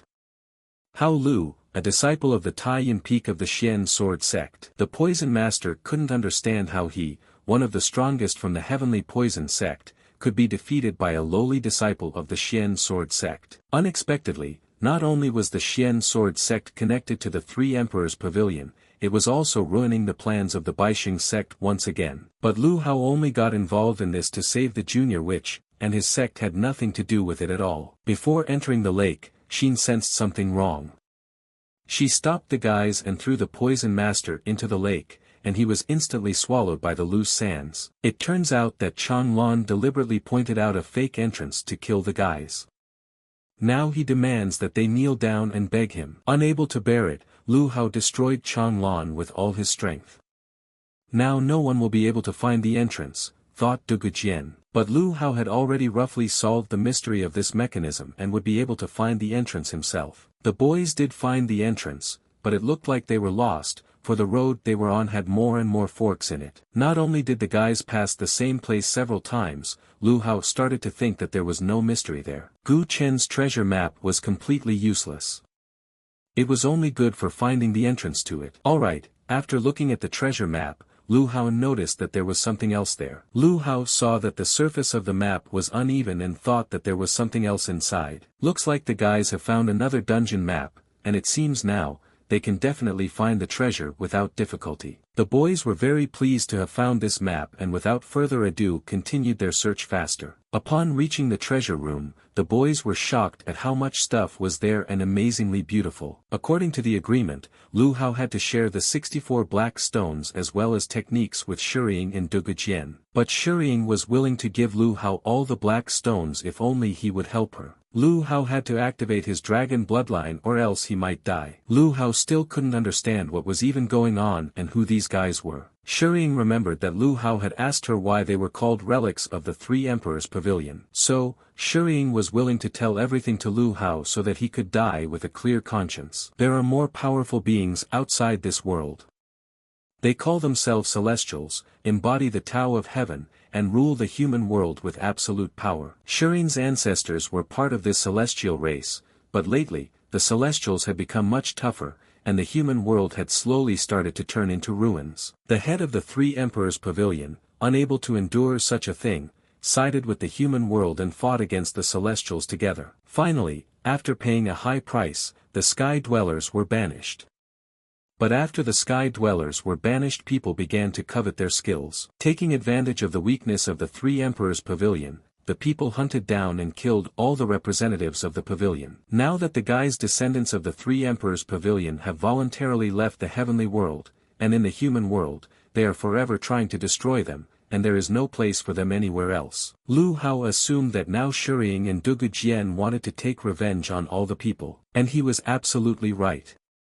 Shuying needed Lu Hao's bloodline to become stronger. Lu Hao assumed that Shuying and Dugujian just wanted to take advantage of his strength. But if Lu Hao voluntarily decided to hand over his divine dragon bloodline to Shuying, she could keep him alive. When passing on the divine dragon bloodline, Lu Hao might become crippled again, so the guys can only dream about it. But now Lu Hao has a forbidden power on him, and he won't be able to fight at all. But if Lu Hao is not going to give up, then Dugujian can only end him. What should Lu Hao do? It's not like he can't use the power of the divine dragon, because it's completely suppressed. But even so, Lu Hao was able to put Dugujian down with a single strike. Shuying, despite all the obstacles, still continued to fight with Lu Hao. She didn't understand why he looked like a different person. Could it be that Lu Hao could be so strong even without a divine dragon bloodline? Dugujian noticed that something was wrong. Lu Hao had a very strange aura. Then he realized that it wasn't Lu Hao at all. Although even without the divine dragon bloodline, Lu Hao's strength is a bit low, but with the help of his Taiyin Sanhu, anything is possible. The guys were shocked that Lu Hao had broken through to the 8th stage of the Saint martial art and was able to overcome the forbidden power of suppression. Taiyin Sanhua's strength belongs to fire, and the lady from the looking glass used this forbidden power to develop a new skill for Lu Hao. Lu Hao worked together with the mistress of the looking glass to solve the problem, and after that, the mistress returned to continue sleeping in the looking glass. Lu Hao felt that Madame was a bit overreacting, but he didn't care. After all, he needed to take all the earthy black stones and the cauldron. No matter what, Lu Hao still saved Shuying and Dugujian even though they had done something ugly. Lu Hao only decided to save them because Dugujian had previously helped him save the younger witch. Shuying decided to thank Lu Hao for being so kind to them and handed him something with the secret treasures of the alchemy sect. The methods of creating many rare elixirs were recorded there. In addition, she also gave Lu Hao the techniques from the Three Emperors Pavilion. Lu Hao accepted the boys' gifts, but warned that if such a thing happened again, he would show them no more mercy. After saying goodbye to Shuying and Dugujian, Lu Hao returned to his Taiyun Peak. Master was very excited to see Lu Hao, for the guy had returned just in time. The six-sect competition would be starting soon, so it was time for Lu Hao to enter the arena already. Taiyun Peak has only one quota for the competition, and the sect has decided to select a candidate through duels among the disciples. Duels will be one-on-one, and the top 10 students will have a chance at a quota. Lu Hao thought it would be something more difficult, but he and his older brother would easily make it into the top 10 disciples. 3 days later, the selection competition began. Lu Hao managed to win every single battle. Things were going pretty smoothly. A few more victories and Lu Hao would be able to get into the top 10. The guys defeated 6 disciples each in no less than 10 minutes. Lu Hao and Mo Feifang are incredible. Mo Feifang was doing great, and Lu Hao didn't understand at all why everyone in the sect called him scum. Mo Feifang seems to have regained his former strength after all, Peak Master Fei Shini thought, ordering Shang Yan and Lu Lin to deal with him. It seemed to them that their master was making a big deal out of nothing. After all, one finger would be enough to kill these two pieces of trash. Lu Lingdong of Fei Xing Peak, being at the 9th stage of the Saint martial art, decided to test Lu Hao's strength. Looks like Lu Hao even has a weaker cultivation than what he only hopes for, Lu Lingdu thought. Lu Lingdong immediately decided to use Fei Xing's unique peak skill of the Star Sword Curtain. With Mo Feifang, it was better not to mess around and use everything against him, and on Lu Hao, it was possible to not use a unique skill, the master thought. Fei Xing's unique peak skill for Lu Hao didn't look like something special at all. This unique Fei Xing peak skill was even weaker than Lu Hao had anticipated. Lu Hao still defeated Lu Lingdong, even though the latter was at the peak of the Saint martial art stage. Lu Hao is at most at the 8th stage of the Saint martial art, but his strikes were at the extreme yellow stage level, thought the master. Lu Lingdong was unable to get up after Lu Hao's last punch. Big brother Shang Yan was very annoyed. After all, this was just a competition, how dare he kill him. But everyone could clearly see that Lu Lingdong had snuck up on Lu Hao from behind and was trying to attack. Looks like Hao Lu is in big trouble now. Shan Yan was the only one from the younger generation who had already reached the extreme yellow stage. The master realized what incredible strength Lu Hao possessed and stopped Shang Yan. Otherwise, the master would simply lose two of his precious disciples. Lu Hao was already guaranteed to be a top 10 disciple and had already passed on. Mo Feifang made a large amount of money thanks to betting on Lu Hao's victory. It turns out that Mo Feifang was at the bottom because of Meng Xiangyang. Mo Feifang and Meng Xiangyang entered the same sect almost at the same time. Everyone thought they were rare geniuses, so they were given special training. But as his practice improved, Mo Feifang achieved better results, and the gap between him and Shang Yang became more and more obvious. And of course, Shang Yan began to envy Mo Feifang. But Mo Feifang knew one nuance: peak master Fei Xing was from the same Meng family as Shang Yan. In the end, in order to preserve Meng Xiangyang's reputation to the number one genius, peak master Fei Xing mutilated Mo Feifang's cultivation. Therefore, Mo Feifang was beyond happy that Lu Hao had dealt with one of peak master Fei Xing's favorites. Lu Hao realized that they were from the same family, and burned with the desire to avenge his older brother if given the chance. Lu Hao was ready to kill peak master Fei Xing and Shang Yan with his own hands. Mo Feifang didn't doubt in the slightest that Lu Hao would avenge his big brother. It is said to make the alchemist's feminine flare and fire pulse technique indispensable. Lu Hao tried different spells, and in the end, he still succeeded. Lu Hao and himself, not expecting from himself for the first time, was able to improve Jean Ruoden's second-grade pill. Jean Ruoden's second-grade pill should greatly improve Lu Hao's strength. Lu Hao wondered if he could improve the Golden Dragon 9 transformations technique to the 3rd form. Still, Lu Hao managed to break through to the 9th stage of the Saint martial art, as well as improve the Golden Dragon 9 transformation technique to the 3rd form. There was an incredible noise coming from the street, and Lu Hao decided to go out and see what was going on. It turned out that Lu Songshi's son Lu Xiu had come to deal with Lu Hao for secretly learning his Lu clan's techniques and harming his fellow clansmen. Confident, Lu Xiu wanted to fight one-on-one with Lu Hao at the foot of the mountain. Lu Hao agrees to go one-on-one with Lu Xiu, because his father, Lu Songshi, killed Lu Hao's parents, and this is a great opportunity to settle scores with him. And if Lu Xiu has learned Lu Hao's identity, he can't be left alive, he thought. Lu Hao's punch was of the level of the extreme yellow stage from Lu Xiu, and there shouldn't have been a wet spot left. But Lu Xiu proved to be a strong opponent, for he too had cultivated the power of the dragon. Lu Xiu scoffed at the fact that Lu Hao had yet to fully learn the Lu clan's dragon power, but already dares to turn up his nose so high. Lu Xiu punched Lu Hao with all his might,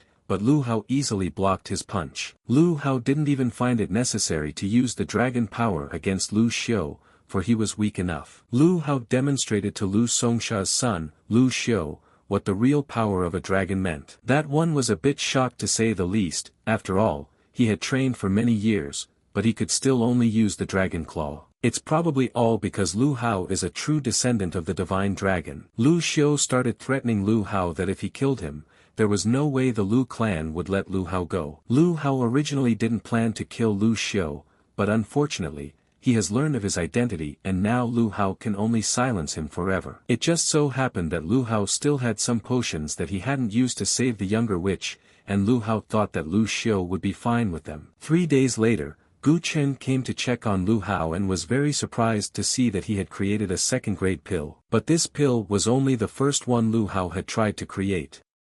It took 3 days to create a single second-grade pill. Gu Chen was even more shocked to learn that Lu Hao was able to master alchemy in just 3 days. Gu Chen noticed that he was becoming more and more distant from Lu Hao.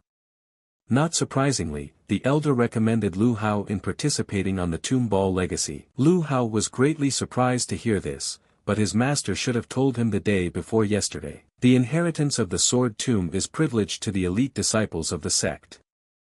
It is said to be done to successfully compete in the six-sect competition. The boy was very much puzzled that his master had not told him this. Coming to his master, Lu Hao wanted to asked him why he hadn't told him about the Ball Tomb's legacy after all. But as soon as Lu Hao entered the room, he saw that something very strange was happening. It turned out that Mo Feifontaine was using Dian Jinjue's forbidden technique. He wanted to forcibly improve his skills, and the master couldn't stop him. Rumor has it that Dian Jinjue's technique is extremely dangerous.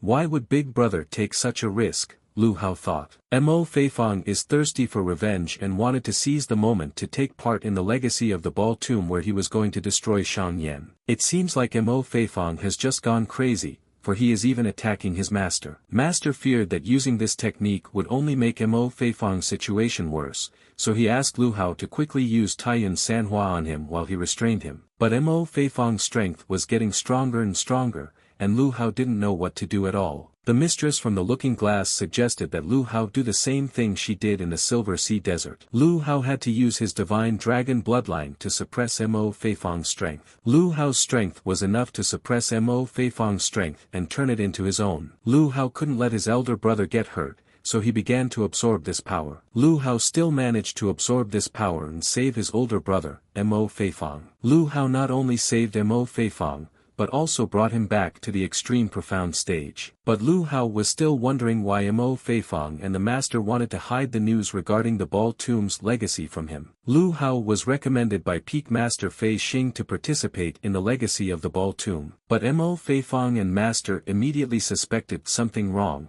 because Lu Hao had killed one of his favorite disciples and was showing incredible potential. Peak Master Fei Xing is most likely going to kill Lu Hao during the Tomb Ball legacy test. And that's why Mo Feifang and Master Mi told Lu Hao about the Tomb Ball legacy trials. But Mo Feifang is going to go to test the heritage of the Ball Tomb and get even with Peak Master Fei Xing. Lu Hao expressed his willingness to help Mo Feifang with this, and the master didn't mind them going together either. Mo Feifang was still against Lu Hao going to the Tomb Ball legacy trial with him, but thinking that Lu Hao might take offense, Mo Feifang still agreed to bring along. According to the rules of the Ball Tomb, each disciple has time, for 3 sticks of incense, to comprehend the legacy. Peak Master Fei Xing ordered Shang Yan to first quickly comprehend the legacies and then seize the moment to implement their plan. In the Ball Tomb, each sword was filled with the legacy left behind by the ancestors of the 4 secret stages. It could help cultivation a great deal. Lu Hao's gaze fell on that same legendary sword treasure of the Xian Ball sect. Mo Feifang asked Lu Hao not to even try to inherit the Xian sword, because in the history of the sect, only a few people were able to inherit the Xian sword. But this only pushed Lu Hao more to try and inherit Xian's sword. After 3 sticks of incense, Mo Feifang realized that time had flown by, and he was even able to reach the 6th extreme profound stage. For Mo Feifang, it seemed that coming to the Tomb of the Ball legacy trial was the right decision. Suddenly, the Fei Xing Peak Master's favorite, Shang Yan, sneaked up behind Mo Feifang. Mo Feifang's hunch was true. Shang Yan and his master were up to something bad against them. With the exception of Mo Feifang and Lu Hao, the disciples who take part in the legacy are all from the Meng family, rather than secretly being able to organize their entry into the Xian sword sect. Shang Yan was confident that Mo Feifang would not be able to escape anywhere this time. But Mo Feifang was confident that a bunch of these losers wouldn't be able to do anything to him. Shang Yan plans to deal with Mo Feifang and become the #1 in the Xian sword sect, and everyone else will only help. Mo Feifang didn't understand at all how they, being at the extreme yellow stage, were able to immobilize him. The star suppression pharmacy activated by 6 people of the extreme yellow stage could stop anyone, even those at the extreme celestial stage. At the moment when Shang Yan was planning to give Mo Feifang the final blow, Lu Hao was able to receive Xian Ball's legacy. After obtaining the Xian Sword legacy, Lu Hao immediately reached the extreme yellow stage. Turning around, Lu Hao noticed that a bunch of scum from the Meng family had gathered around Mo Feifang. Lu Hao warned them that if a single hair fell from his elder brother's head, he would destroy them all. In Shang Yan's opinion, this was only idle chatter. After obtaining the Xian Sword legacy, Lu Hao could only reach the extremely yellow stage. But Lu Hao is determined to show the Meng family which one of them is the real trash. Gaining incredible speed, Lu Hao was the first to attack his enemy, Shang Yan. Lu Hao was hitting Shang Yan so hard that he started begging for mercy. However, Lu Hao did not forgive such behavior. Finished with Shang Yan, Lu Hao proceeded to his friends, having no intention of letting anyone go. Mo Feifang didn't even have to do anything lately. Hao Lu had become very strong. Peak Master Fei Xing was sure that they had come up with a simply brilliant plan, and finally those two people from Taiyuan Peak were finished. Well, opened the door to the street, the master saw the mountain of his men and was, to say the least, shocked at what had happened to him. But Lu Hao explained to the master that he would soon find out what happened to them, for he would have to experience the same thing. Master began to accuse Lu Hao and Mo Feifang of using the Ball Tomb legacy to kill their sect mates. But Lu Hao and Mo Feifang would not let the master accuse them of all their sins. He started threatening the guys that he would report everything that had happened to the cult master and he would definitely kill them. Seeing the silhouette floating in the sky, he thought it was a sect master and prepared to watch the guys agonizing and screaming in pain. But it turned out to be Xian Wentian. Peak Master Fei Xing was at a loss for words. After all, he needed a sect master. But the sect master won't be coming today. He told Xian Wentian to take care of all the sect's affairs. A day ago, Mr. Xian Wentian was very bored and went to sit with the sect master. Xian Wentian didn't want to go anywhere and asked the sect master for his position for one day. Xian Wentian, to avoid this happening, asked the sect master to leave it on him. The sect master immediately realized that Xian Wentian was going to do something to Peak Master Fei Xing without even fearing the Meng family together. But Xian Wentian thought that the sect master didn't need to worry about all of this. If a sect master contemplates helping the Meng family or saving Peak Master Fei Xing, must first think carefully before doing so. But the sect master didn't want to attach any importance to this at all.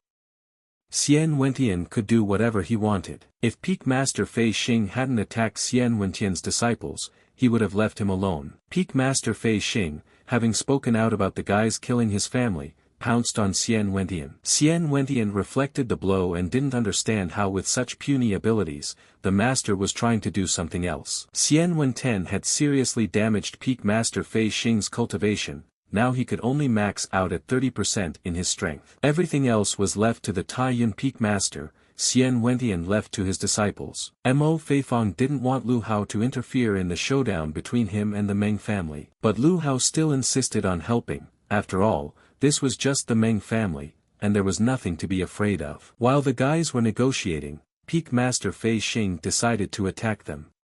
He thought that 30% of his strength would be enough to finish them both off. Fortunately, Lu Hao and Mo Feifang reacted very quickly and instantly put the master down. Peak Master Fei Xing begged Mo Feifang not to kill him.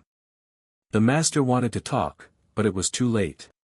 Mo Feifang only wanted his life. Without the help of Master and Lu Hao, Mo Feifang wouldn't have succeeded, but he still finished in his place. Now that his older brother's revenge is over, Lu Hao can safely inherit all the swords in the tomb and use them for the looking glass. Rumors had already reached the city that because of the incident in the sword tomb, Xian Wentian had made the sect master claim that everyone from the Meng family had died accidentally. The swords in that tomb are truly extraordinary.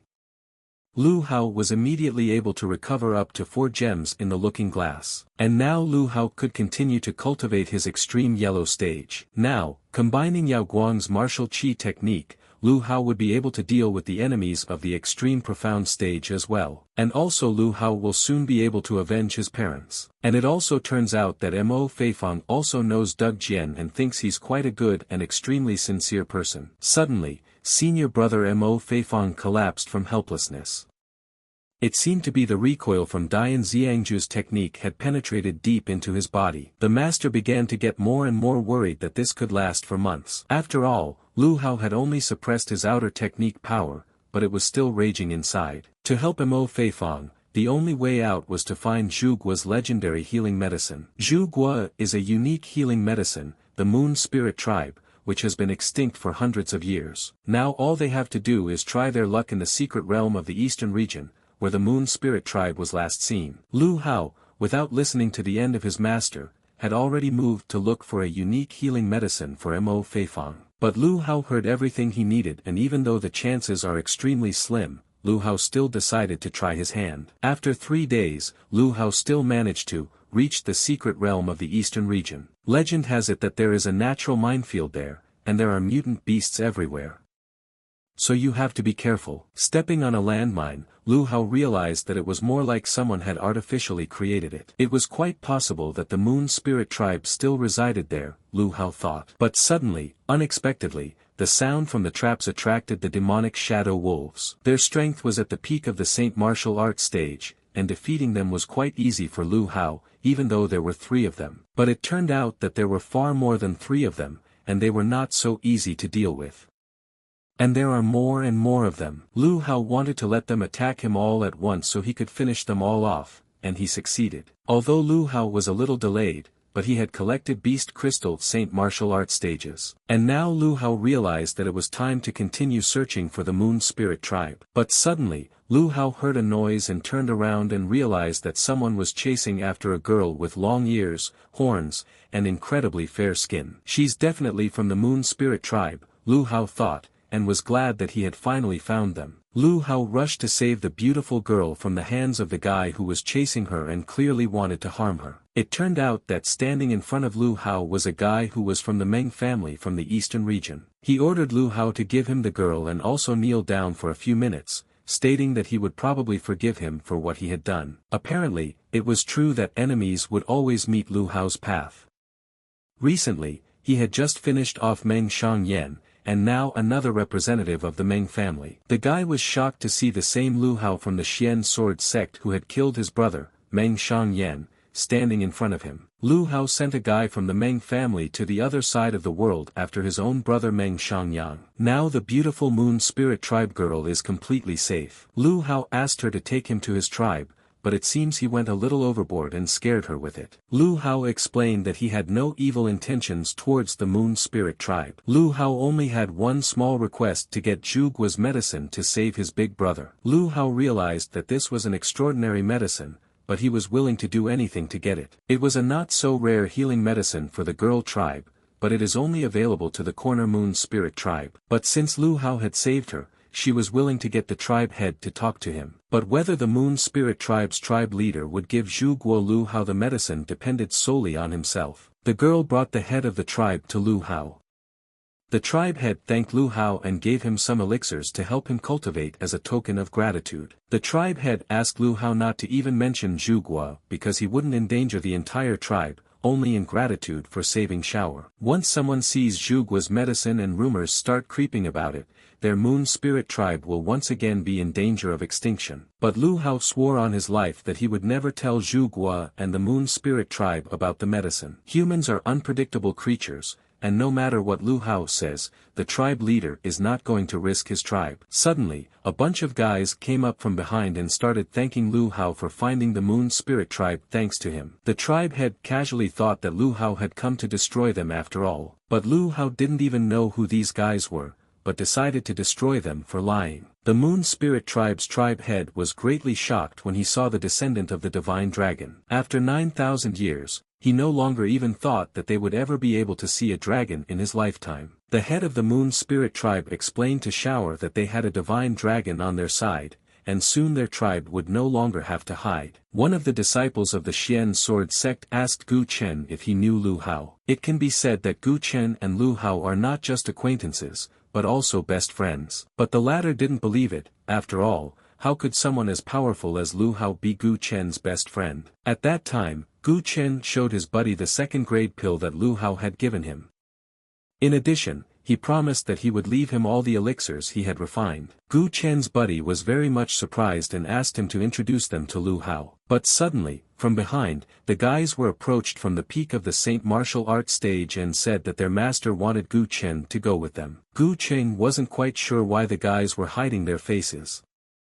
He assumed that someone in the family wanted him dead. But they weren't sent by the Gu family, and they don't intend to harm Gu Cheng in any way. All they wanted was for him to just go with them. They tried to attack Gu Chen, but Lu Hao arrived on the scene very timely and scattered everyone around. Lu Hao tried to find out who they were and who had sent them after Gu Chen after all. The guys knew that Lu Hao was strong, but they still advised him not to interfere in the affairs of the Laolan sect. Well, everything they said was dust to Lu Hao.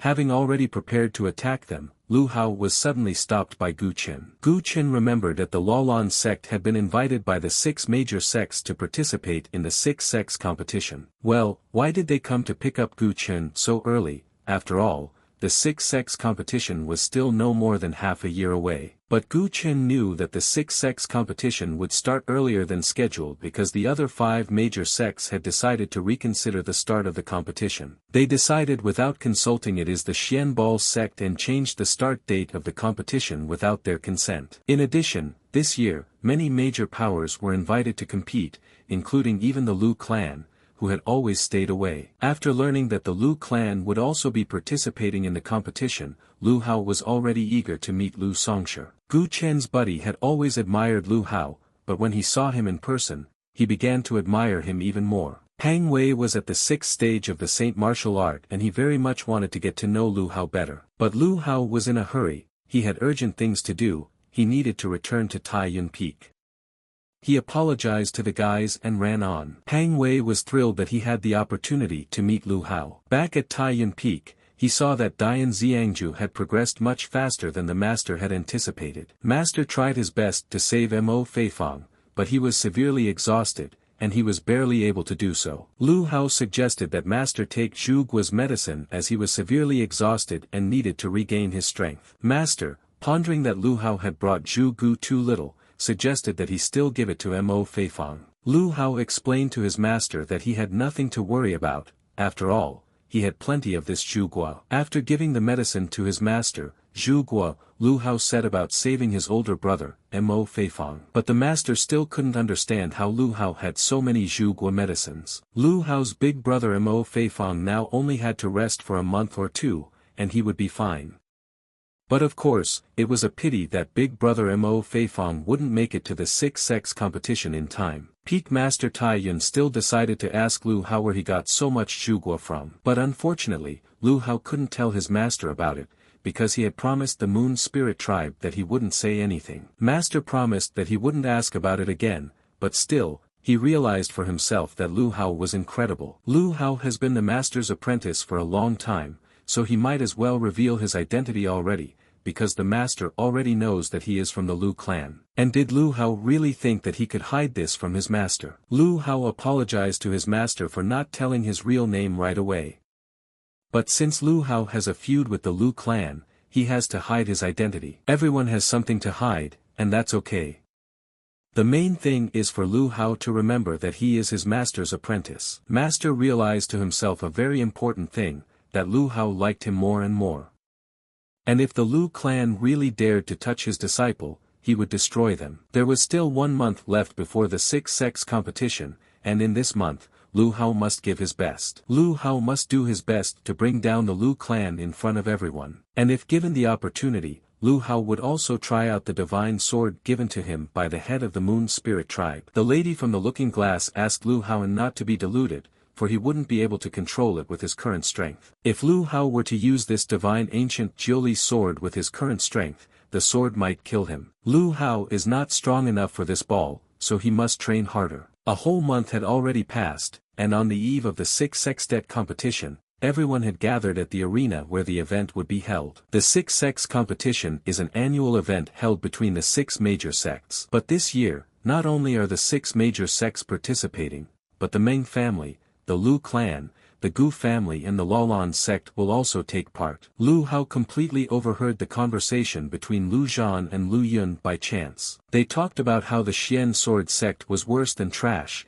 and why only they had come there in the first place. Lu Hao had never even imagined that absolutely all of his enemies would gather together. Lu Zhan and Lu Yun were both originally from the Lu clan in Tian Kuei City and were both involved in Lu Hao's accusation. Turns out they did it for Lu Songshi, and for that they were accepted into Lu's main clan. That same night, when Lu Zhan and Lu Yun were in a big hurry to get home, Lu Hao decided to give them a little scare. Lu Hao made the guys go back and told Lu Songshur that he would stand him and the entire Lu clan. The guys returned at the same second and told Lu Songshur everything exactly as Lu Hao had relayed. Lu Songshur was very angry, and at the same time, he didn't care, because the most important thing for him was to deal with the Xianbao sect. Looking out the window, Lu Songshur pondered who was still so intent on destroying the Lu clan. When Lu Hao returned, he saw that Gu Chen and Pang Wei had not gone to rest for some reason. The boys told Lu Hao that all those things they brought were stolen. And what's more, even their own weapons were stolen from Gu Chen and Pang Wang. The guys didn't understand what they should do, because the competition was already starting tomorrow. First they changed the start time, then they invited other competitors, and now they stole stuff too. Someone is clearly plotting something bad against the Xian sword sect, Lu Hao thought. Fortunately, Lu Hao had some extra weapons with him and decided to share with the guys. The guys thanked Lu Hao for lending them his swords of amazing quality and the third-level pills that could restore 70% chi. The six-sect competition is about to begin, and their winning the competition is what matters most. Gu Chen and Pang Wan hurriedly went to lie down to rest early and advised Lu Hao to do the same, for they had an important day ahead of them. Lu Hao couldn't sleep all night because of the thought that there was something wrong with this competition, and he was very curious to know what they were really up to. The next day, all the competitors gathered at the entrance of the 10,000 Beasts Valley. All the participants were asked to split into pairs as it would make it easier to teleport to the 10,000 Beasts Valley. Before sunset, all participants must return with collected beast crystals, and the winner will be the one who collects the most top-level beast crystals. Lu Hao, Gu Chen, and Pang Wan decided that they would go to the competition together, the three of them. The teleportation circle was activated, and announced that the six-sect competition was officially starting. Lu Songshur wished good luck to everyone except for the disciples of the Xian sword sect, for even it wouldn't help them. There shouldn't be any particularly dangerous mutant beasts in the Valley of 10,000 Beasts, and so the swords of amazing quality that Lu Hao lent to the guys should be enough to deal with them. Lu Hao suggested that Gu Cheng and Pang Wan hunt separately. After all, it would be much more efficient. Time was running out, so the boys had to be quick to complete the task at hand. Gu Chen was extremely delighted with the sword, for even at the 7th stage of the Saint martial art, he was able to defeat a level 5 mutant beast. With this many beast crystals, one would be able to get a good place, Gu Chen thought to himself. As he approached Lu Hao, Gu Chen saw that he had interrupted an immeasurable number of mutant beasts. Lu Hao originally thought that hunting them down one by one would be too troublesome, so he tried to attract them all to one place and then killed them in one move. Now Gu Chen understood why he couldn't meet these mutant beasts anywhere else. Lu Hao surprised him more and more each time. Gu Chen and Lu Hao thought it was strange that Pang Wei didn't approach them, so the guys decided that they should look for him. Lu Zhantian did not expect at all that an old acquaintance would be among his targets. Lu Zhantian thought that Lu Hao had long gone to the other world, but it turned out that the guy was still representing everyone in the six-sect competition. Lu Hao didn't expect to see his hater so soon, but he noticed that they hadn't seen each other for over a year, and this was obviously their last meeting. It turned out that the Lu clan had captured Lu Hao's friend and co-commander Lu Hao, and apparently for a reason. Lu Hao was angered that some bunch of trash from the Lu clan thought they had the strength to finish him off. Lu Zhantian explained to Lu Hao that it wasn't just the Lu clan that was hunting him and the entire Xian sword sect. The entire six-sect competition was just a ruse, everyone there was pitted against the guys. Some time ago, Master Fei Xing and Xian Wentian's conversation was interrupted by the people above, who announced that the Xian sword sect had lost its status as the 6 great sects and should immediately report the location of the Moon Spirit tribe. If the masters don't want their precious students to die, they must tell where the tribe is. Lu Hao finally realized that this was all arranged for the Moon Spirit tribe. The Lu clan decided to threaten the guy and his sect until he told them where they were. The elites of the various sects and clans were all there. They advised Lu Hao not to resist and tell them where the Moon Spirit tribe was. Lu Hao explained to the guys that despite all their blunders, they still missed one important detail. They would never have the strength to defeat him. Lu Hao decided to show the guys real power and used his 5th extreme yellow stage strength. The guys were dumbfounded that a disciple of the Xian sword sect could be so strong. Lu Zhantian recognized the very same sword Lu Hao. It was the sword that had previously destroyed Lu Yun, but it was time for Lu Zhantian to do the same. Lu Zhantian couldn't believe it. After all, the Lu clan hadn't had any dragon descendants for over 100 years. Lu Hao explained that many unbelievable things happen in the world, and after finishing with Lu Zhantian, the guy proceeded to the others. After all this happened, Pang Wei decided to approach Lu Hao and thank him for saving him, because if it wasn't for him, there was no telling how it would have ended. Lu Hao explained to the boy that there was no need for gratitude as they were from the same sect. Lu Hao suggested they continue on their way, as they still had a lot of things to deal with. The guys noticed that Lu Zhantian was calling Hao Lu Hao and decided to clarify if he was hiding something from them. Lu Hao told them his story. The boys didn't think that their older brother Lu Hao had such a sad past. It made them want to cry. Lu Hao's past reminded Gu Cheng a little of his own past.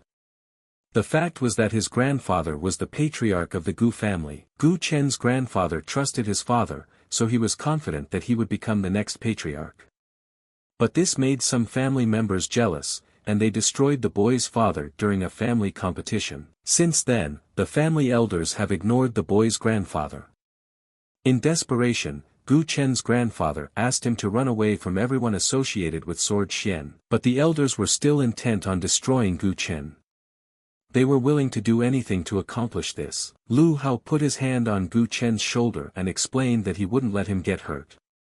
The boys moved on. The Lu clan only came up with this nonsense to attack the Xian sword sect. The representative of the Lu clan, Lu Songshi, informed the head of the Xian sword sect that they only wished for one thing to take his place. The Lu clan will take a place in the 6 great sects instead of the Xian sword sect, Lu Songshi stated. Suddenly, Xian Wentian laughed, because in his opinion Lu Songshi had completely crossed the shores. A dog should know its place, said the master. First Lu Songshi framed the master's disciple, and now he wants to oust the sword Xian sect. But will he have the strength? The master wondered. Lu Songshi knew that Xian Wentian was the strongest person in the Xian sword sect and perhaps even stronger than himself. But would the master really dare to kill him? Lu Songshi told the master that the strongest disciple of his sect had already been captured by his men, and if the master risked touching them, he would guarantee that all of his disciples would be destroyed, and with them the future of the sword Xian sect. The sect master explained to Xian Wentian that this concerned the future of their sect, and one must not act rashly. He thought to himself that if he did not act, they would succeed. But suddenly, Lu Hao, who was supposed to be a prisoner of the Lu clan, burst into the room, but something had clearly gone wrong. Lu Songshi was shocked by this arrangement, as they had sent a huge number of disciples to support the guy. Lu Songshi ordered his subordinates to capture the sword Xian sect disciples sooner rather than later, or else it would be bad for everyone. But it was already too late. Master Xian Wentian grabbed Lu Songshi by the throat for daring to threaten his disciples. The sect master stopped Xian Wentian. After all, killing someone would affect their sect's reputation badly. Lu Hao was in agreement that what the sect leader said made sense. There was absolutely no need to destroy Lu Songshi. Lu Hao was sure that Lu Songshi wouldn't live for long, for the guy wanted to take revenge on him with his own hands. Master Xian Wentian kept Lu Songshi alive for the sake of his disciple Lu Hao. The sect master made a speech to everyone, stating that there had been a misunderstanding and asked everyone to stop fighting needlessly and disperse peacefully. The third prince of the Laolan clan accepted the fact that they had slightly overreacted, and after apologizing to the sect master, they decided to leave the chambers. Master Xian Wentian stopped them because they had to be punished. He wasn't going to destroy them, but because they dared to threaten his disciples in his own sect, they had to be punished. Master Xian Wentian had destroyed the cultivation of the Lu clan's top disciples. This would be a small lesson for them, and now they could leave. The third prince seemed to have met Gu Chen before, but he couldn't catch him. The princess's subordinate didn't understand why they had to catch the guy. The third prince replied that Gu Chen should have inherited his family's prehistoric green ancient seal skill. Legend has it that the prehistoric green ancient seal has the power to destroy the world.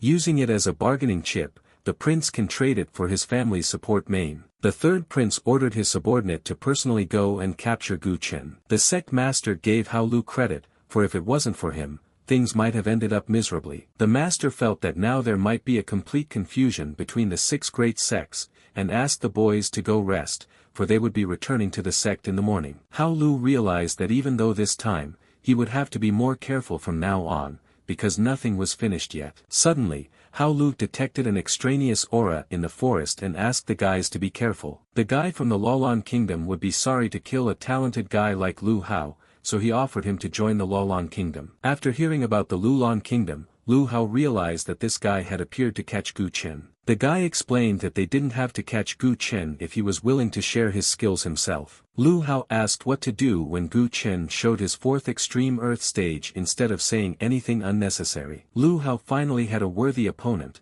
and he asked the guys to move away, because he wanted to fight him one-on-one. The guy from the Luolan kingdom realized that Lu Hao was brave enough and decided to show him what absolute strength was. Pang Wei and Gu Chen knew that Lu Hao was only at the 5th extreme yellow stage, and the difference between them was too great. The fellow from the Luolan realm struck a blow equal to the 6th extreme earth stage and put Lu Hao down. Lu Hao, without thinking for long, took advantage of the threefold enhancement and struck back, thus defeating the guy. Pang Wei and Gu Chen were shocked that Lu Hao, being at the 5th extreme yellow stage, had dealt with a 4th extreme earth stage master. Lu Hao didn't think that he would be forced to use the Yao Guang threefold strengthening martial technique. Lu Hao was weak, as he had spent more than 30% of the treasures he had managed to gather in the looking glass on a single attack. Lu Hao would be enough for 3 enemies like that guy, but there were too many people in need of his protection, and alone he definitely wouldn't be able to protect absolutely everyone. Master was surprised that they attacked his disciple again without fearing him.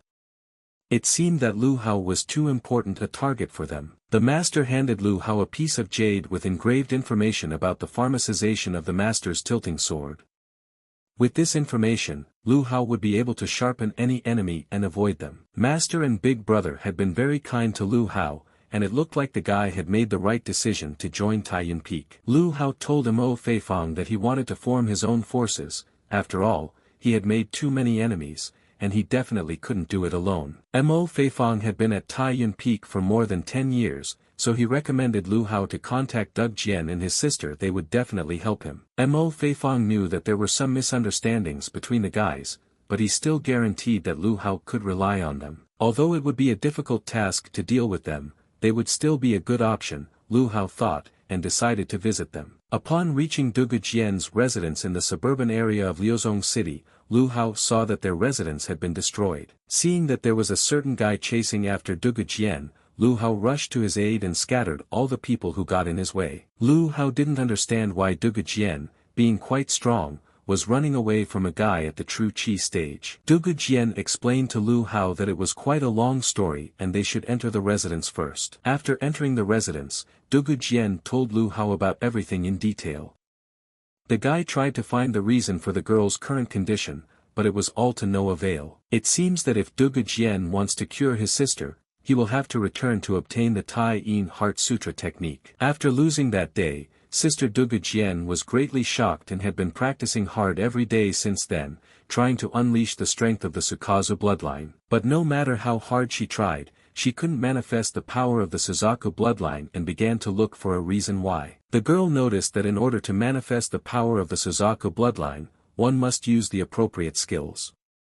Later, the boys found out that the White Jade Tomb had those very skills. Dugu Jian went with his sister to the White Jade Tomb in search of these skills, and unexpectedly, shortly after they entered there, they were attacked by corpse spirits. The guys' attacks against the corpse spirits were useless, and they only had to flee. When the guys were already running towards the exit from the depths of the tomb, a gust of frosty wind flew out and struck Sister Dugu Jian. The girl abruptly felt as if she had fallen into an icy coffin, and she was in unbearable pain.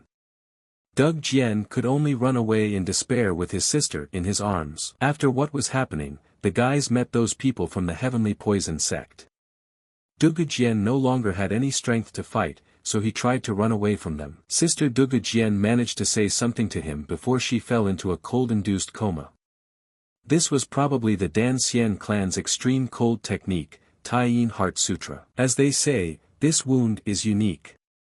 Once this cold enters the body, it cannot be caught, so there is no way to cure it. Only those who practice the Tai Yin Heart Sutra can stop this technique. Dugu Jian explained to Lu Hao that he needed the Heart Sutra technique to save his sister and asked Lu Hao to go with him to the White Jade Tomb. It all sounded very convincing, but Lu Hao thought that it might be another trick. Dugu Jian admitted that they had done a terrible thing earlier, and if Lu Hao wanted, he could obtain the technique himself. The guy only asked to save his sister. Lu Hao has agreed to go with Dugu Jian and cure his sister, but the latter has to do something for him. 3 days later, the guys entered the White Jade Tomb, where they were attacked by corpse spirits. The boy tried to destroy them, but even his fire was powerless. The girl from the looking glass explained to Lu Hao that martial arts didn't work on corpse spirits, one had to use spiritual attack. Seeing the spiritual power in the form of a dragon, Dugu Jian was surprised. This power was comparable to that of a third-grade alchemist. How was Lu Hao able to reach such a level? Lu Hao didn't listen to the girl from the looking glass for nothing. With this strike, the guy was able to get rid of the corpse spirits. Walking further, Lu Hao felt cold, and that stream of coldness was clearly coming from where the guys were. After thousands of years, someone was finally able to break through the corpse spirit array. What's more, someone with dragon-like spiritual power suddenly announced his arrival. Looking around, Lu Hao realized that this voice belonged to a spiritual body. Dugu Jian's sister had told him about it. This is probably the supreme elder of the legendary alchemy sect. Not only is he powerful, but he is also quite experienced in alchemy. The purple god cauldron that Lu Hao had taken from the ruins last time was his work. Hearing that the boys had his cauldron in their possession, the elder ordered his assistants to help entertain the 2 honored guests. There were rumors that those with the divine dragon bloodline could easily fight enemies much stronger than them, and it seemed to be true. The elder was curious as to why Lu Hao was trying to stop him with his trivial skills. Dugu Jian warned Lu Hao that the elder was much stronger than him, and if he continued to fight him, would be destroyed. The elder wasn't going to destroy Lu Hao, after all, he still needed the guy's body to be reborn. The elder thought that the boy couldn't possibly possess such strength at such a young age, and began to suspect that something was wrong. The girl from the looking glass saved Lu Hao. She promised to protect the guy, so she will do her best. It was rare to find a worthy opponent, so the girl decided to try out the very same sword on him. This was an emergency, so the girl would help Lu Hao control this sword. The elder, upon seeing the wooden divine sword, made a decision to flee, for he was clearly not at the level of this sword. The elder was startled at the mere sight of the sword. Is this sword really that strong? Lu Hao thought. Everything, as expected, ended incredibly well and the guys found the very technique of Tai Yin Heart Sutra. Lu Hao had mastered the Tai Yin Heart Sutra technique. He didn't expect that learning this technique could raise his own strength to the 6th extreme yellow stage. Lu Hao dissipated the power of the coldness in the girl's body. She should be perfectly fine now. However, the girl's chi was still very weak, so Lu Hao asked Dugu Jian to give her a pill when she woke up. Dugu Jian thanked Lu Hao for saving his sister and asked what his request was, as he was willing to go down to the underworld for it. A little later, Lu Hao talked about his request, but Dugu Jian laughed, for the idea of creating his own sect seemed delusional to him. Dugu Jian's sister decided to ask Lu Hao why he had come up with such an idea. Lu Hao explained that he had many enemies and people to protect. No matter how strong he was, he couldn't do it alone. The girl didn't want to offend Lu Hao in any way, but his idea was too absurd. The difficulty of creating a sect lies first of all in the people. For any sect it is necessary to have a sufficient number of disciples and for these disciples to represent something of themselves. But no one will go to an unknown sect. Besides, if the master in the sect is not a member of a famous family, not a famous person or a great master, how is Lu Hao going to attract disciples? Moreover, establishing a sect requires a lot of resources and a territory of its own. Lu Hao's current condition would not be enough for that. But Dugu Jian's sister had the easier option of just grabbing some section. Dugu Jian's sister was willing to give Lu Hao their 3 emperors pavilion. The girl asked Dugu Jian to stay put, and asked Lu Hao to follow her. The girl led Lu Hao to the main entrance of the library on the top floor of the pavilion. All of their pavilion's books were stored there. Although this library wasn't as good as the first-class sects, but it was full of everything. The library even had the skills of the 6 major sects, and many other techniques were not inferior to those of the first-rate sections.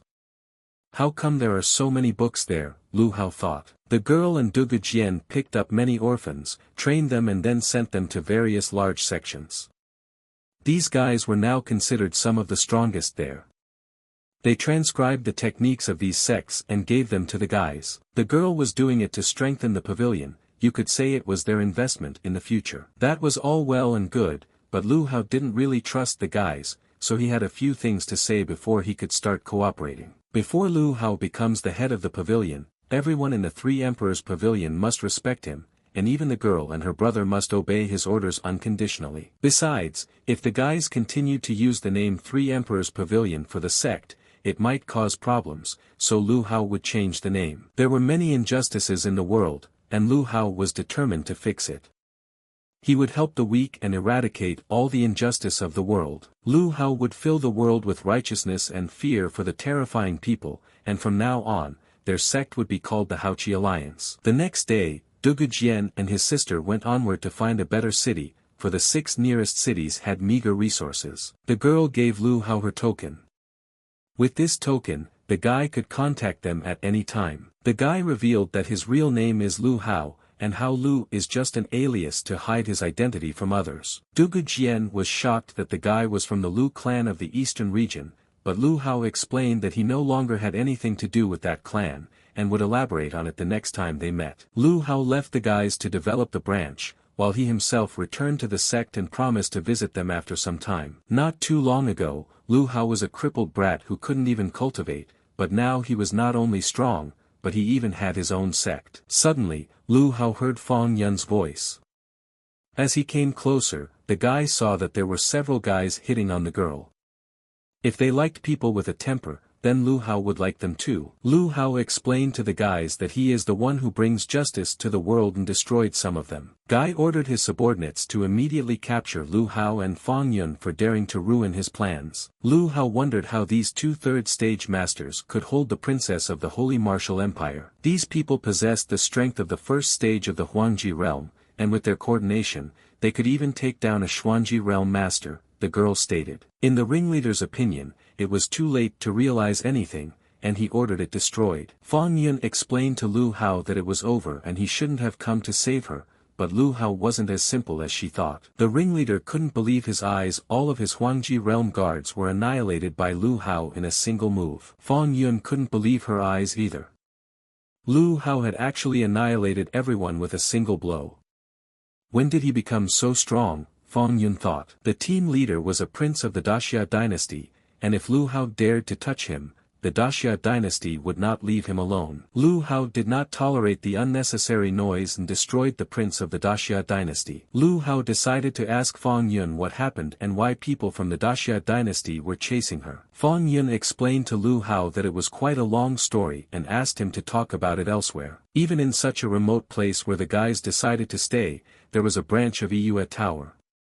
Dugu Jian and his men made an impression. At the entrance, the guys were stopped by a girl and stated that this place was no longer a Yue Tower, but Haoqi Alliance territory, and outsiders were not allowed to enter here. Lu Hao was amazed at how quickly they changed everything to Haoqi Alliance. Shuying and the others must have moved quickly, Lu Hao thought. Lu Hao explained to the young lady that he was not an outsider, but was the leader of the Haoqi Alliance. The girl didn't believe Lu Hao. After all, if the guy is really the brilliant and powerful leader of their alliance, then she should be the leader's wife. Suddenly, Dugu Jian appeared out of nowhere and asked the girl not to be rude, for Lu Hao was indeed their leader. Jian Biao stated that she was pleased to meet the leader, but the girl still didn't understand how a guy could be their brilliant and powerful leader. Lu Hao asked why Dugu Jian was there. The guy explained that he had come to help him recruit, and Biao was the head of that base. Fang Yun didn't understand what was going on and decided to ask Lu Hao why people were calling him leader. This was a rather complicated question. Lu Hao promised the girl to explain everything when he had a chance. Lu Hao learned that Fang Yun had gone to the forest to get the treasure of martial arts god Chia, and wondered if the treasure was really real. Fang Yun replied that she wasn't sure. After all, they hadn't reached the beast forest when they came across the Daxians. Lu Hao assumed that the Daxians were also hunting for these treasures. After all, there were many parties involved in the treasure hunt, and since the alliance had been established recently, it was better for them to wait and see for now. Jian Biao informed her leader that he needed to act, for she had recently received information that the Xianjian sect had sent a team to explore the treasures in the beast forest. Even though the Xianjian sect was the Lu Hao sect, they did not have to protect them. Last time, the Xianjian sect had offended the 5 major sects, and now the Xianjian sect's team had been condemned by those sections. Lu Hao's brother, Gu Chen, was also on that team. Lu Hao got excited, because is his brother Gu Chen in danger? The girl confirmed that she suspected that the Xianjian sect team was in serious danger, and if they hurried, they could save them. Lu Hao asked Dugu Jian to immediately go with him to the beast forest. The girl handed Lu Hao the Hunhuang Qingmu seal cultivation manual and asked him to give it to young Master Gu Chen. Young Master Gu Chen had inherited the Hongxian Qingmu seal, and now Lu Hao could let him practice this guidance to increase his strength. Lu Hao only cared about one question. How did the girl know about the Hongxian Qingmu seal? Dugu Jian explained that Biao was secretly working for the Assassin Temple. Gu Chen had already been involved with the Assassin Temple, so she was naturally aware of it. Biao confirmed that the methods of the Temple of Assassins were unusual, and she could serve a leader with such skills in the future as well. Biao explained that the bloodthirsty king in the forest of beasts was about to awaken. This is a very valuable find, and if the boys meet him, they must catch him. The guys from the 5 sects intended to wipe out all the people from the Xianjian sect to take revenge, and then capture Gu Chen afterward. Gu Chen turned to the Chang'e sect and the Baixing sect and asked them not to persecute him, for they were not feuding. The guys replied to Gu Chen not to flatter themselves. After all, catching them was only a side task, taking out their anger on the Xianjian sect was their main goal. Gu Chen thought that it was over, and he really didn't have the strength to roam the forest like Lu Hao. As he was about to deliver the final blow, the leader realized that someone had repelled his blow and became very angry, because no one dares to ruin his plans. Dugu Jian apologized, of course, but he's been ruining bad guys' plans since he was born. Dugu Jian explained that he was just an assistant this time, and the one who would really deal with them was Lu Hao. Lu Hao, using his Golden Dragon 9 portals technique, eliminated everyone who threatened the lives of the guys. Since the forest was too dangerous for the guys,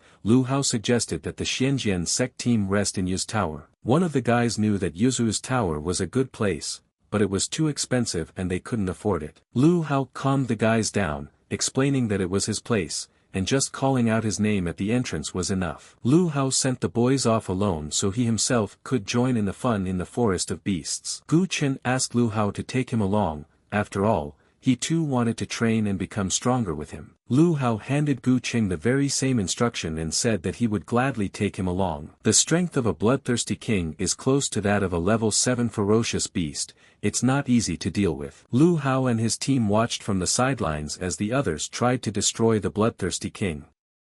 Seeing that the king looked almost exhausted, they decided to step up to the plate. Dugu Jian suggested that Lu Hao should wait for a while. After all, when the warring parties were exhausted, one could simply harvest the fruits of others' efforts. Finally, the boys defeated the bloodthirsty king. They spent a lot of effort, but the Meng family disciple decided to take the Millennium Spirit Medicine as his reward. One of the guys realized that Manhwa had clearly taken advantage of them to get the reward and pounced on him. The team struggled to contain the guy, explaining that they were in no condition to fight him. If the Meng family wants to act so mean, the guys will remember that and discuss it next time. The guy from the Meng family was certain that once he drank the Millennium Spirit Medicine, he would immediately reach a new level of strength. But then Gu Chen ran up and stole the medicine from Manhwa. Manhwa rushed after him. Manhwa cornered the guys after realizing that they couldn't handle him. Dugu Jian called his leader Lu Hao for help. Lu Hao instantly came to the rescue. The guys decided that since the leader had come, they could rest and observe. Manhwa thought Lu Hao was another one of those people who didn't know their limits, but Lu Hao managed to interrupt his attack, and he decided to give the guy a lesson. Manhwa was astonished by Lu Hao's skills. It was unlike the strength of someone of the 6th level of the Huangji realm. Next to Lu Hao, there were things that Manhwa thought were impossible, and many more. It is said that the higher bloodlines can fight beyond their level, and it seems like Manhwa needs to get serious about himself. Manhwa began to explain to Lu Hao that the difference between the Huangji kingdom and the Diji kingdom was not just one character. At this point, Manhwa decided to show the guys the true strength of the Diji realm. Everyone thought that Lu Hao would be annihilated after such a blow, but the guy managed to repel Manhwa's attack, shocking everyone with his skills. Lu Hao decided to strike back at Manhwa, and he was defeated by a guy from the Huangji realm. Lu Hao held out some things to Dug Jian and Gu Cheng and explained that by applying them, their wounds would heal after a while. Gu Chen was shocked to see that it was the zhu fruit, a medicinal herb of the Yulin clan. Dugu Jian thought that this plant should only exist in books, and wondered where Lu Hao had gotten it. Lu Hao explained that it was a long story and promised to tell more about it later, but for now, he suggested to continue the treasure hunt in the Beast Forest. In the depths of the Beast Forest, Gu Chen noticed some footprints, and the guys assumed that someone had already been there. Lu Hao thought that there was some special power in this place, and asked for permission to use his divine sense to investigate. Suddenly, a strange voice was heard, stating that his name was Chia, and he was waiting for a soulmate to help him find his way in martial arts. Dugu Jian and Gu Chen were shocked by what was happening and couldn't understand what was going on. After waking up, Lu Hao wanted to realize where he was, but he heard someone's voice. The voice said that after 1,000 years, a qualified person had finally entered his mental space. That place where Lu Hao was a divine consciousness space created to store the consciousness of a divine creature. Lu Hao assumed that this person was the owner of the treasure in the Beast Forest, and he was absolutely right. The monument in front of this man's grave was a mental space formed by a fragment of his remaining consciousness. Before Lu Hao appeared, a child named Xia Mutian couldn't figure out the secret of this place and destroyed it in a fit of anger. Xia Mutian was the crown prince of the great Xia dynasty. Lu Hao realized that the foreign troops were also in this forest. The man explained to Lu Hao that this place is his treasure, but the guy shouldn't think that just visiting this space is everything. The man explained that the treasures were his martial arts that he would pass on, but many exploded and died during the transfer, unable to handle the man's legacy. The man decided to enter Lu Hao's subconscious mind and see if he had the strength to do so. Lu Hao saw Gu Chen, Hua Daqi, Dugu Jian, and Master who one by one tragically died before his eyes. This was the future that Lu Hao would have to face. He had divine dragon blood flowing in him, and because his martial path was too smooth, he acted recklessly. The man explained that if Lu Hao continued to behave arrogantly, not only would he be unable to defend himself, but he would ruin those around him. Lu Hao realized everything the man had said and decided to engage in development, waiting for the right time. The man's task was done, and he said goodbye to Lu Hao. But the boy stopped him and asked him where the promised treasure was. The man laughed and told Lu Hao that the treasures had long been in his mind, and he could gradually comprehend them himself. Seeing that Lu Hao had woken up, the guys immediately ran up to him and asked him what was wrong, because he had suddenly become soulless and frightened them. Lu Hao explained that he was fine, and he seemed to have seen the martial arts god Qi. Lu Hao told the guys that he had not obtained any treasures, but had perfectly completed his 9th level of the Huangji realm. Lu Hao felt that something in him had changed, but he couldn't figure out what it was. Suddenly, the blood prince of the Grand Xia dynasty demanded that Lu Hao give him the treasure, believing that brats like them couldn't possess such an artifact. Lu Hao realized that this was the same guy that the god of martial arts talked about who had destroyed the stone tablet. Lu Hao explained to the guy that the treasure was in his head, and if he had the courage, he could try to retrieve it. The guys noticed that this guy had a 7th level of the DG realm and a top-quality human emperor sword. It was said that the human emperor sword could summon the soul of a human emperor with an extremely ferocious body and sword technique, so Lu Hao understood that the fight would not be easy. Lu Hao remembered the martial arts god's words that the guy already possessed the legacy of his martial arts and could briefly look into the future to confront the enemy. The prince thought that Lu Hao froze in fear before the power of his human emperor sword. Lu Hao now understood what Senior Qi's treasure was. He asked his friends to step aside and leave him alone with the prince. Dugu Jian began to realize that Lu Hao, like an adult martial artist, was purposefully attacking Xia Munchen's weaknesses as if he knew his fighting style. Lu Hao could now briefly look into the future, anticipate the enemy's next moves, and strike at vulnerable moments. In the heat of battle, Lu Hao's bloodline boiled, allowing him to touch the edge of the Xianji realm. It seemed that the long-awaited breakthrough to the first level of the Xianji realm had arrived. This was not only Lu Hao's cultivation progress, but his 9 transformations of the Golden Dragon had broken through to the 4th form. Despite the incredible severity of the battle, Lu Hao was able to overpower his opponent. The guys approached Lu Hao and noted that his fighting style had become more mature, as if he had become a completely different person.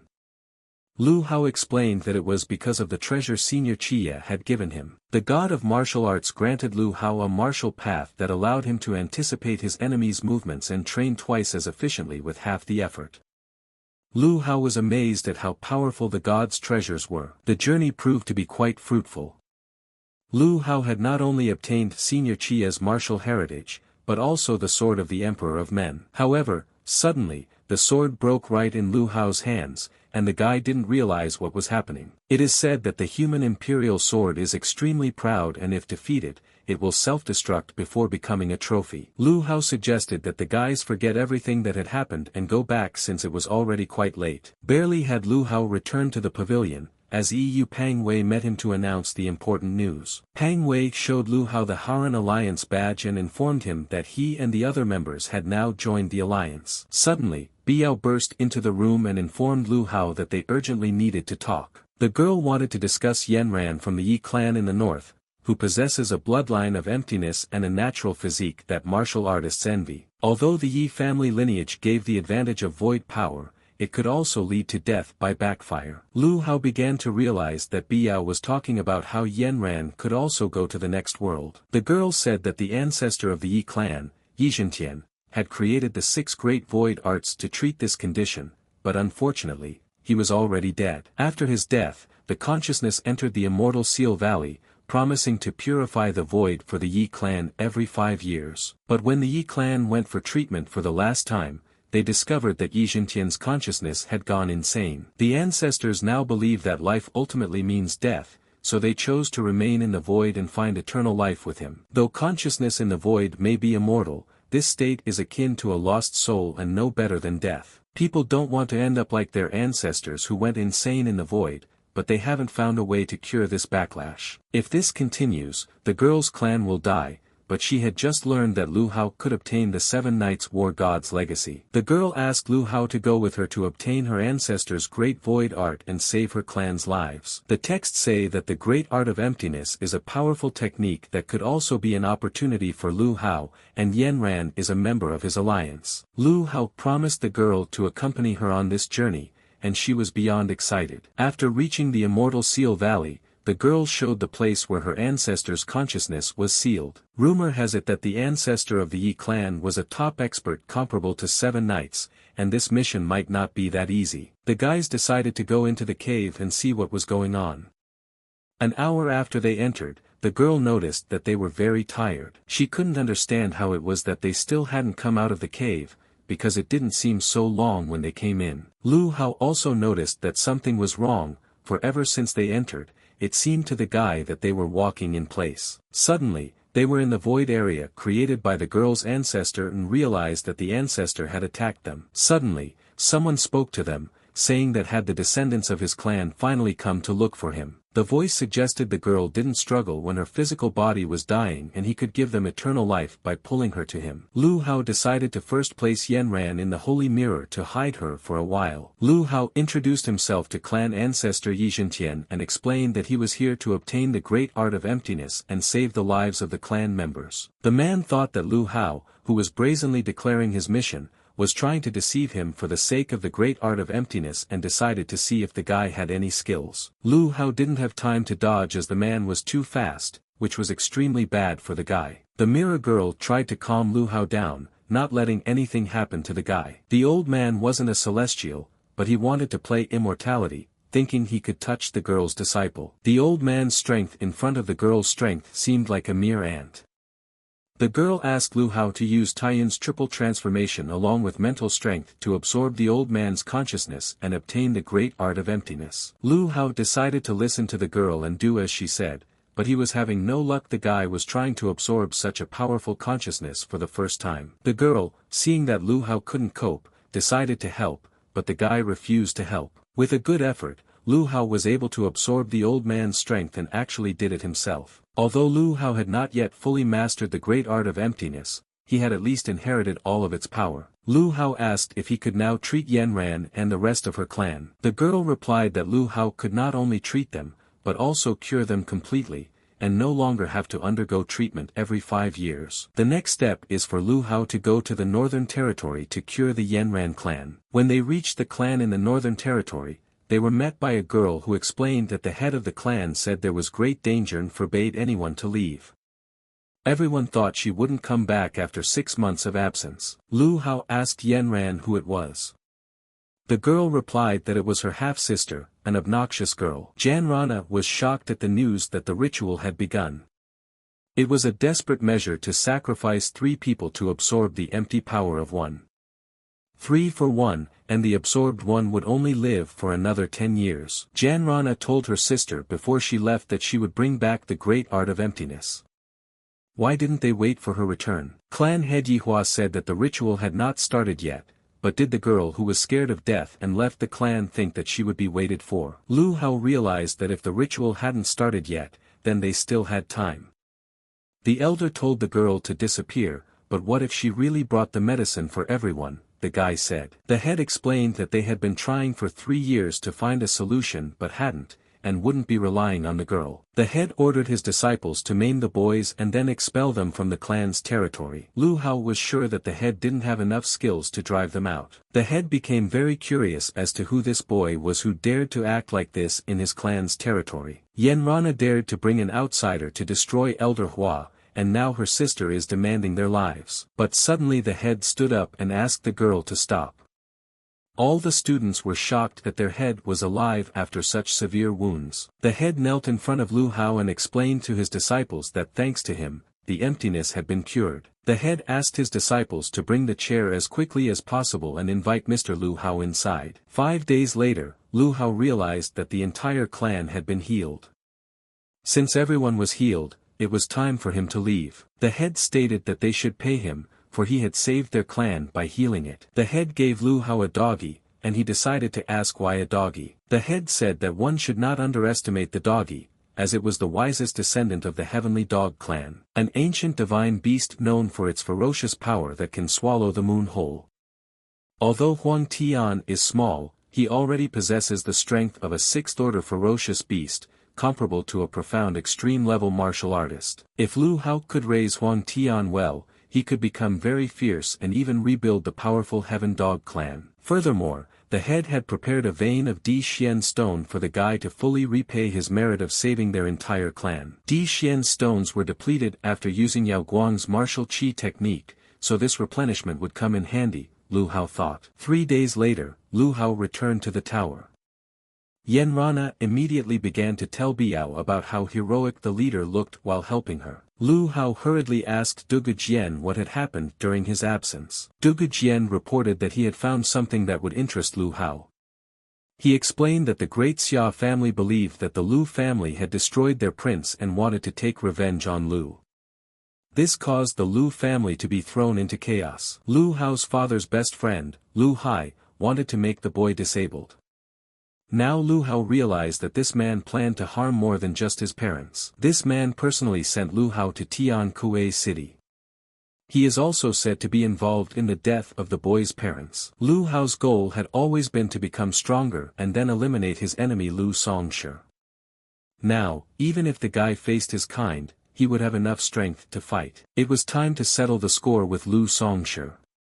Lu Hao asked Dugu Jian to continue to run the alliance, and he would go to the main tribe of the Lu family. 10 days later, Lu Hao found himself at the foot of Long Breath Mountain in a small town named after the common Lu family. It was originally a small town where the ordinary Lu family lived, but now that the town has been destroyed, it seems that the Lu family has been attacked by the Great Xia. When Lu Hao's parents were killed, all the members of the Lu family turned a blind eye. Lu Hao didn't expect to find anyone in the city, but suddenly he saw his father's best friend dying. Lu Hao ordered the people who were trying to destroy that man to leave, for he himself wants to destroy him. Suddenly, a ferocious beast of the 6th order, a devastated battle elephant with the strength of the extreme earth realm, burst into the city. Lu Hao released his legendary divine beast, the heavenly dog, to show his true strength. The man knew that the guy wanted to destroy him, but he asked to be allowed to say a few words before he died, because he had something to say to Lu Hao. The man knew that Lu Hao hated him for helping Lu Songshi hurt the guy's family,